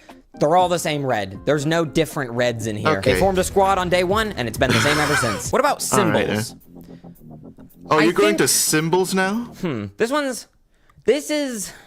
What kind of symbols are you going to dive into? Out of every category we've covered thus far, these are the ones that I'm the most undecided on, but I still feel confident in enough of them to where I feel comfortable including what symbols them. are you going to The 2 that I am 100% certain on are the exclamation point and the question mark. Those ones. Red and blue, respectively. Other than that, this one I can see, because the red exclamation mark, it means that someone's alert. The blue question mark means that someone's confused, as in, huh? Yeah, like that. But okay, it's kind of up in the air. Definitely see those being red. color. The dollar sign, more Green, so than anything before or it, yellow. is 2 colors. I'd be willing to say that this is the only thing on the list, even more so than the Atlantic Ocean, that is 2 colors. Because what is the dollar sign? It's money. Yeah. So money is green. But the dollar sign is also gold, like a gold yellow, like a shiny metallic. It also shows the monetization value of YouTube. The yellow being less monetization, green being more monetization. Ask me how I know. Gold. It's literally both of those. I actually cannot make up my mind on this. The hashtag is a dark foresty green. Why? Or a dark purple, but no, actually, scratch the purple. Dark foresty green. The percent symbol's colorless. It's black. The carrot... And brace yourself for this genius conclusion here. Yeah, the carrot is orange. Did you know there's a color called neon carrot? Okay. I didn't. I found it I didn't know that either figuring until this video today. out.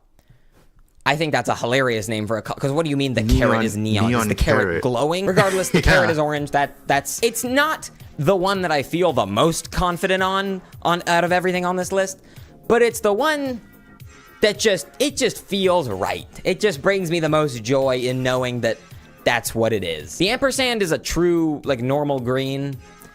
But that one's kind of an ambiguous one. And then the asterisk is white. The period, being the be-all, end-all to a statement that it is, what is color black. would that The be? comma is red. Black. Okay. And then the apostrophe is red. Okay.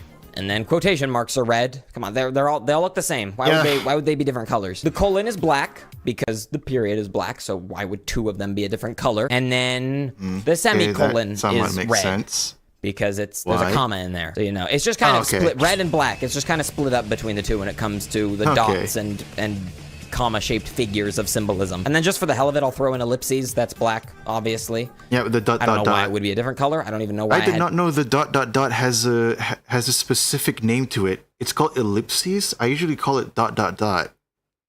That's interesting. I didn't know that until today. To clarify, like it would be a different color, I just wanted to. The math symbols, I mean, this one... What?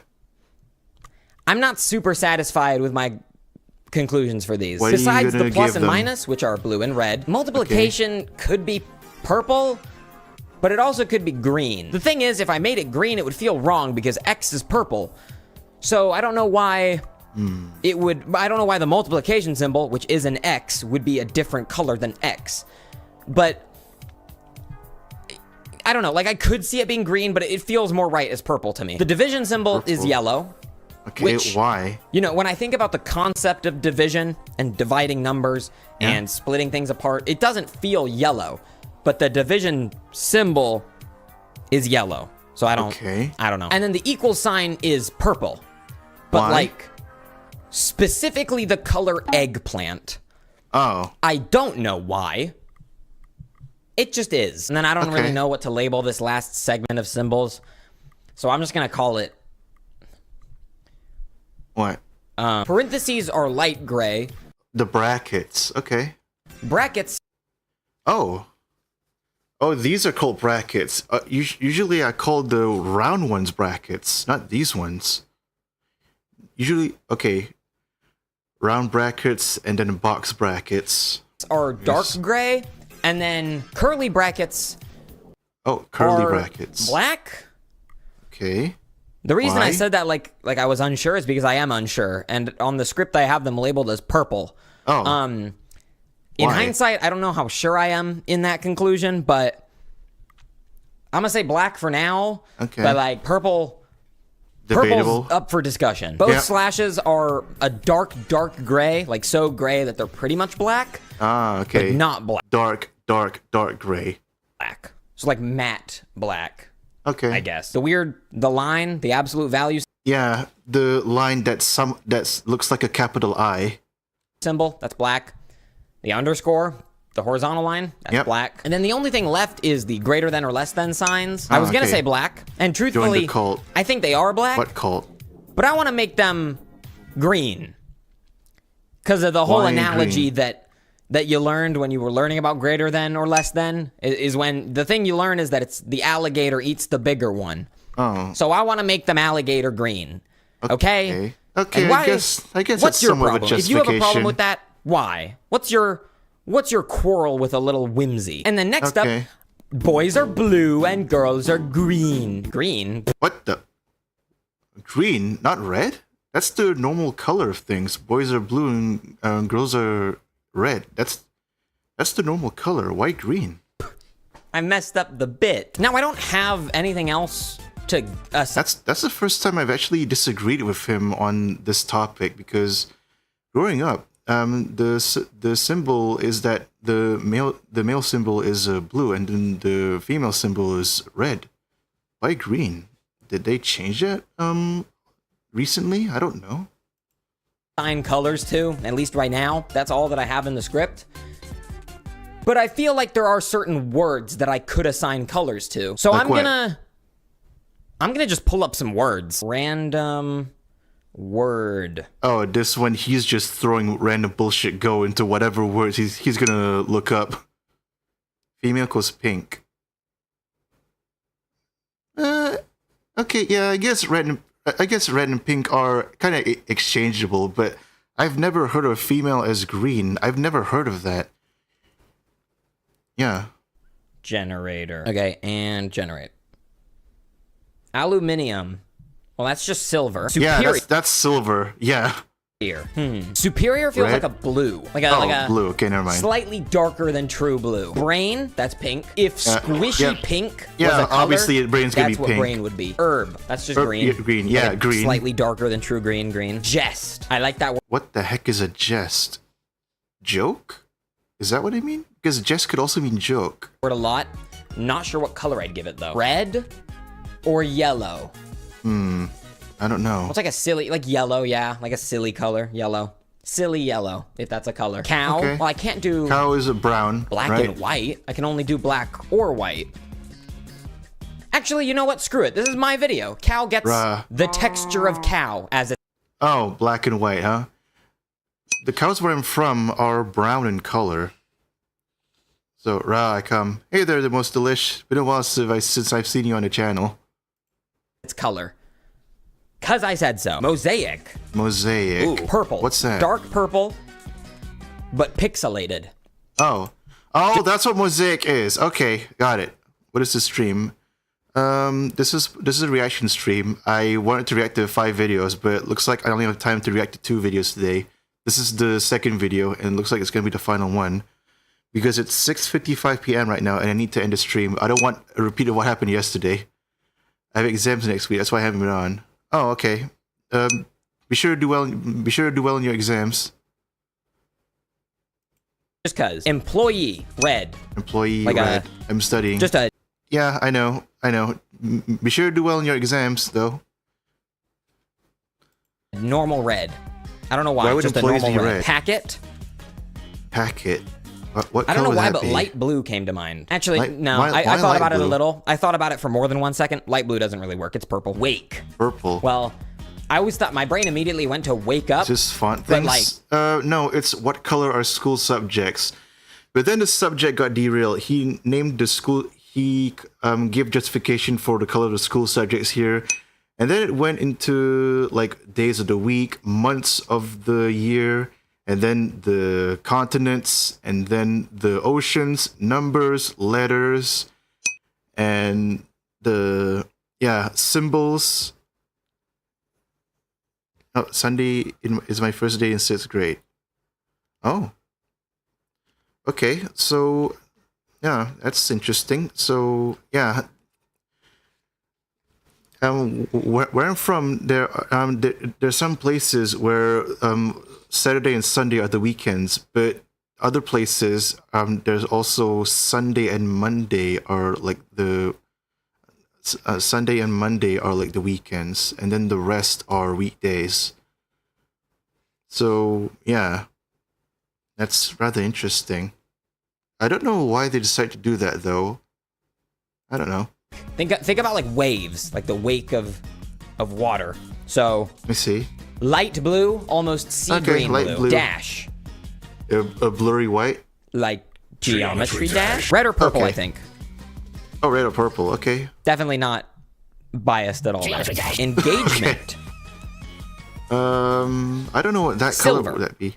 Oh, silver. or white because of like the color of a diamond or a silver Oh, ring. okay. I wonder where I got that from. Combine. I'll go with like a navy blue on that. Join the call. Hang on. Like a a dark navy blue. Apple. Apple's red, obviously. Yeah, there's green apples. Yeah, there's green apples, there's yellow apples, and then there's red apples. But red apples are the most common, so we're gonna go with red for now. And yellow apples, but Yeah. come on. Nerve is purple. Purple. Like a Nerve is purple? I thought it would be yellow. dark purple. Okay. Or like a light, like a fuchsia pink. One of the two. Huh. Meal. What the heck? Also, what is that laugh soundtrack? I want to add that for the love of nerds. Oh, this is what he's referencing. This gummy packet. I've never seen this. I've never seen this sweets before. Nerf feels red. Meal? Meal. I don't know. I'm gonna give that Meal. like a What's that? squishy brown. Squishy Why squishy brown? pink was for the brain. Squishy brown is for like meatloaf color. Oh, okay, That's meatloaf. Vague. Ooh, I like a don't misty gray. Like so. Oh yeah, because you could barely see the vague word right there. Yeah, this would be Gray It's that vague, it's yeah. almost white. All right, Yeah, well that's about that all I would can make think sense. of in terms of assigning colors to things Okay. that don't already kind of have a color assigned to them. So, in the meantime, thank you so much for watching, All right. and keep thugging it out. Thank you for confusing me on what colors things should be assigned to. Why did I write that? I don't know. It's your video. So 6:59 p.m. I probably should end the stream right now. I really wanted to react to its Vampire Time Volume 2 and its Wizard Time Volume 3, and then the Parrot 4chan video, but I don't have enough time for that. We'll do that for next week's stream, I guess. There's so much purple in this video. Yeah, I know. Join. Just one more. Just one more? Are you sure?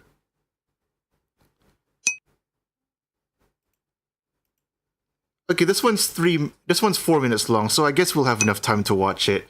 It's Vampire Time, Volume 2, Vampire Shenanigans, a Punky Doodle to mash up. Okay. Sure, let's go ahead and do this. I don't know how we got 2K views. How the heck? Okay. If I was a vampire, I'd hang up a bunch of pictures in my house, but for some reason, inexplicably, one wall of pictures would have them all hung sideways. Why? This just triggers my... I don't have OCD, but this just triggers something in me. I don't know what. And then whenever the rando I've lured into my vampire house looks at them, they'll instinctively tilt their head to one side to look at the pictures, thus leaving their neck wide open for... Oh, that is smart. That is really smart. Okay, I see why you did that. They tilt their head, which primes a time window for you to bite into the neck and suck their blood. Okay, smart vampire. Very smart. Vampire shenanigans. Very smart. I love the idea of a vampire refusing to update old technology out of stubbornness rather than usual detachment from life. Please count update to LED light bulbs. They are so much easier. I used an oil lamp the night I died, and damn it, I'll use an oil lamp every night I'm still dead. Get a cell phone. I have a phone. It's rotary. It still works. Wait, how the heck? I thought rotary phones needed for you to connect to a landline. You need to connect to a cable. The fact that it still works means that out there's someone who still has a rotary phone out there, because otherwise these would be obsolete. Because nowadays people just use like radio waves to call people. That's why we have a lot of 5G towers out there. What the hell? Yeah. Still works. Who's he calling? I don't know, but someone out there who has a rotary phone, I guess, because these things don't work anymore unless there's like a, because these things work via cable. And sure, I had one back when I was a kid. It's not a rotary phone, but it's a phone where you can slam it into the thing. I have one in my basement, I think. Yeah, I remember having one back in the day. I just don't remember where it went. Works. Vampire too socially awkward to seduce, compel people to feed off them.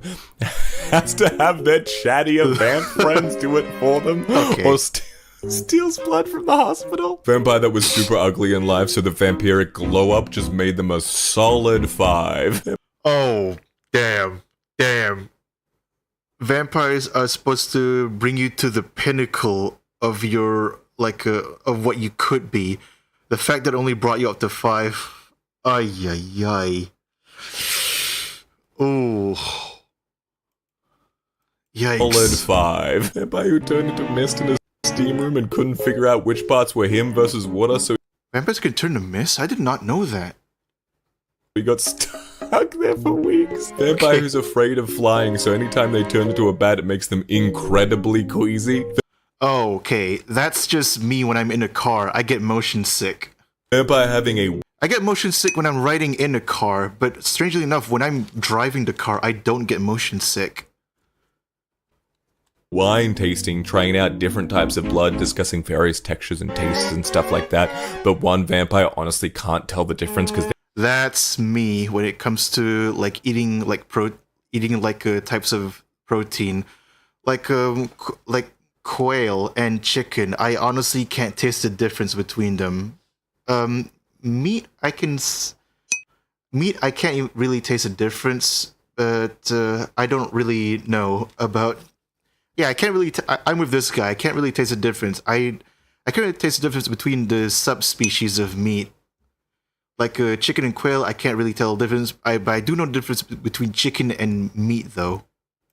they don't like the taste and I know I've said this before, but vampires don't show up on camera, can flat/scale walls, are immune to bullets, can break into any safe by... They're immune to bullets? I did not know that. Egg is egg, blood is blood. Yeah, I mean, I could tell the difference between an egg, chicken, and beef because they might be protein, but they have different textures and they taste differently. But I can't tell the difference between the quail and the chicken because, honestly, they taste the same to me. Turning into fog or some bullshit, can probably hypnotize security guards as needed. Therefore, I am in dire need of a heist film where a group of vampires band together to steal back their old stuff from museums. What we doing this? Vampires. That could actually be a good movie. I'm surprised no one's ever thought of this. Like a heist film where a few vampires steal from museums to get their stuff back. Huh. That's interesting. I'm surprised no one's ever thought of this before. Huh. Vampires being the lactose intolerance of the monster world. Yes, I'm violently allergic to garlic, but what's the point of living without Italian food? Based. Because, yeah, Italian food is delicious. Pizza, spaghetti, and meatballs. I love it. I really like the idea. See? I know silver is bad for me, but this necklace was so cute. I thought silver was bad for werewolves. I didn't know silver was bad for vampires, too. Yeah, I thought silver was only bad for werewolves because, they have, an allergic reaction to silver. Then it was on sale. I don't care how many holy symbols were at the Met Gala, and Hathaway was supposed to be there. Who's Hathaway? And I haven't seen her in 250 years. Who's Hathaway? Vampires today aren't as bloodthirsty as they were centuries ago because the average modern human provides more nourishment than 5 sickly Victorian. I mean, debatable. You could go to a nearby noble's house and suck off their blood, and you'd have the same nourishment as the average American, you know? Chimney sweepers combined. Woman who eats 3 square meals a day with dessert. Are you okay? The vampire bit her. Say hi. Hey there, 10 Minecraft Skeleton 10. Yeah, he is full. God damn. Okay. Yeah. Okay, buddy. Yeah, he's in a food coma. And we'll see it's better than humans. Who's with me? I mean, yeah. Wait, how do you know that? Wait a minute. How do you know how humans taste like? I've read online that humans taste like a combination of meat, chicken, and pork in certain ratios, but how do you know that?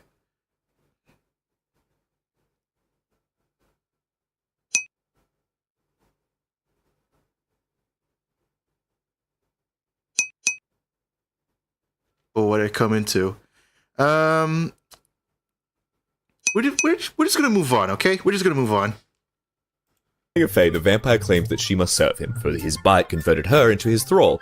Oh, yeah, the classic vampire bites you know you must serve him. Okay, so what's the twist of this gonna be like? The Fae claims that the vampire must serve her, but the vampire ate Fae food without her permission. I did not know that. Oh, okay, now we're in a conundrum. He tells her she needs to serve him because he bit her, and now she's her servant, but she tells him that technically he ate her food without permission, so he must serve her, so... Now, who serves who is a question. As none of them is willing to give up, they bring the case to you, a lawyer. Congratulations. Oh. What? They both ask, confused. On your new marriage. Oh, okay. Well, that's the easy conclusion. Vampires pioneered the self-care movement. They've been staying inside, avoiding people and sleeping all day for centuries. And what has it gotten them? Perfect skin and immortality. Perhaps we should take notes. Oh, okay. Yeah, if you think about it, vampires are like the first neats of the world. And they're the, they stay in their house all day and they never interact with people unless they absolutely have to. Yeah, vampires are the first neats of the world. If you think about it. If a vampire drinks the blood of a coffee addict, his heart will stop. Oh, okay. Garlic is a natural anticoagulant, but then why would vampires be allergic to it? That's an interesting question. Why would vampires be allergic to garlic? Are there other components in the garlic that the vampire would be allergic to? Hear me out. What if vampires made up all the stuff about them being allergic to garlic so that their victims would eat it thinking it would ward off vamps, but instead it makes their blood easier to drink because it doesn't clot? This has been really getting to me recently. Have I uncovered their master? Oh! Yeah, what if it's propaganda? Because garlic is an anticoagulating agent. And, people eat garlic to ward off vampires, not knowing that it makes it easy to drink their blood. Oh, okay. That's a nice conspiracy theory right there. Conspiracy, or am I going insane? Imagine one of those vampires that spent a few decades napping, and now they're trying to catch up as best they can, so they're in a library looking through years of old magazines, and they overhear some middle schooler discussing her project about the moon landing, and they're like, what? You have to tell me everything about this. A confused but enthusiastic 6th grader unfolds her trifold poster board and tells an absolutely captivated 3,000-year-old man-eater about the space race. Humans went to the moon when I was asleep. Plot twist. The confused but enthusiastic 6th grader who unfolds her trifold poster board about the moon landing is also a 3,000-year-old vampire. Oh. How? I mean, yeah, that would be interesting if you, like, slept and then 2,000 years later you woke up, the world is vastly different from how you knew. You would be like, what the hell happened while I was asleep? And you probably ask a lot of questions. Sure, some people would see you as a weirdo, but others who are not too weirded out will probably bring you up to speed. So, I mean, if I fell asleep now and 2,000 years later I woke up to like flying cars and people living in space colonies, I was like, whoa, what the hell happened while I was asleep? I want to know what happened. That I would love to know that. It was because back then only Esmeralda and Dimitri stayed as the final vampire, since both of them are allergic to vampires and have very sensitive skin. Hi, is that VTuber? Yes, it is. The vampire we know came from the two of them, but their allergies evolved to insane extreme. Oh, I see. What this? Vampires cannot enter a house uninvited. Turns out they invented welcome mats to bypass this rule decades ago. I've seen those welcome mats in movies, but I've never seen one where I'm from. Actually, scratch that. Yeah, I've actually seen them where I'm from, but they're from elderly houses. And also, but we have mats outside. I've seen mats outside houses, but I've never seen one that says welcome. That makes so much sense. Vampires created welcome mats. Oh my god, they did. Everybody needs to know this. Okay, that's rather interesting. Huh. The player who learned they aren't real. What the heck is this? Huh, this is interesting. Maybe I should add this to the roster of what we should react to next week. Really shame that I can't react to It's Wizard Time, because this is a 15-minute video, and a Parrot 4chan video is over 30 minutes, and I need to end the stream right now. It says welcome, but one on the other side says get out of my house. That's an ARG. Yeah, I know it's an ARG. I'm interested to see this one, because you did recommend me to search for Leviathan, and I want to...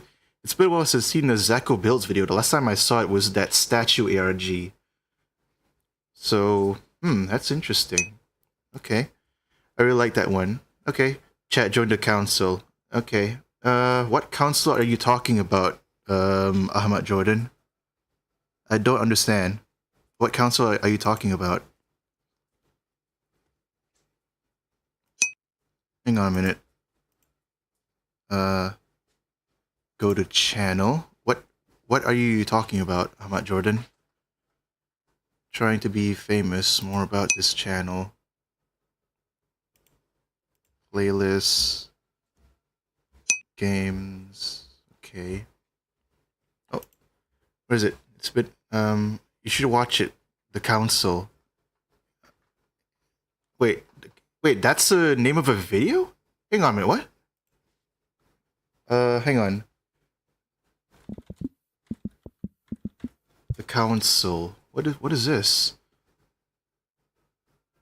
Which one is the one you guys want me to watch?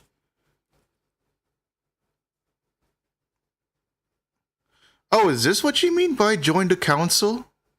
What the heck is this? What is the council? Yeah, what is this? Can someone please explain the council for me? Because they're taking over every YouTube comment section. Apparently, this is some kind of cult started by King Chris, and they're taking this very seriously. It's like every video they're trying to recruit people. They even force the anime men to dress up in bunny outfits. I thought it was a funny joke at first, but it seems like I have no other option. I have officially joined the council. I hope you guys are happy. Can someone please... What the fuck? So someone created a cult. Yes, don't come here, Uji. Just call me Rider. The darkness, it's too much.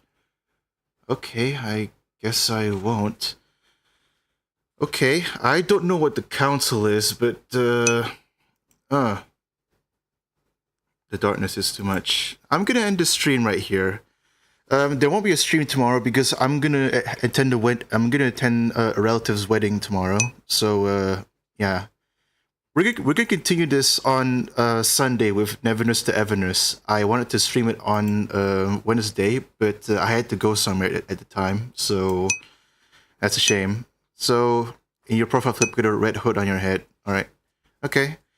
So yeah, and really shame I can't watch these ones, but yeah, I'll need to keep this for next week's reaction video. So yeah, Sunday stream what time? It's 7:15 p.m. right now, but I usually stream at 3:30 p.m. So yeah, hope you guys enjoyed at the very least. If any of you are watching from Twitch or Kick, you can always check out my YouTube channel. And if you do check out my YouTube channel, be sure to leave a like on the stream, leave a comment down below once the VOD is up, and subscribe to my channel if you're new. There goes my Twitch and Kick as well, but yeah, there won't be a stream tomorrow, but there will be one the day after tomorrow. So yeah, hope you guys enjoyed the stream at the very least. Thanks for tuning in, and as always, stay awesome guys, and peace out.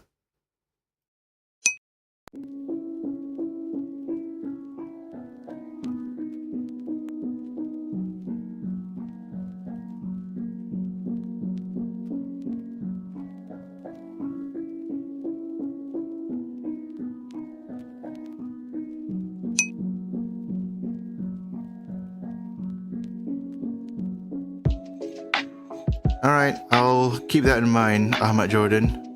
Put a red hood over my profile pic. I'll keep that in mind. Alright. I'll see you guys the day after. I'll see you guys this Sunday. Not this Saturday, because this Saturday I need to go somewhere.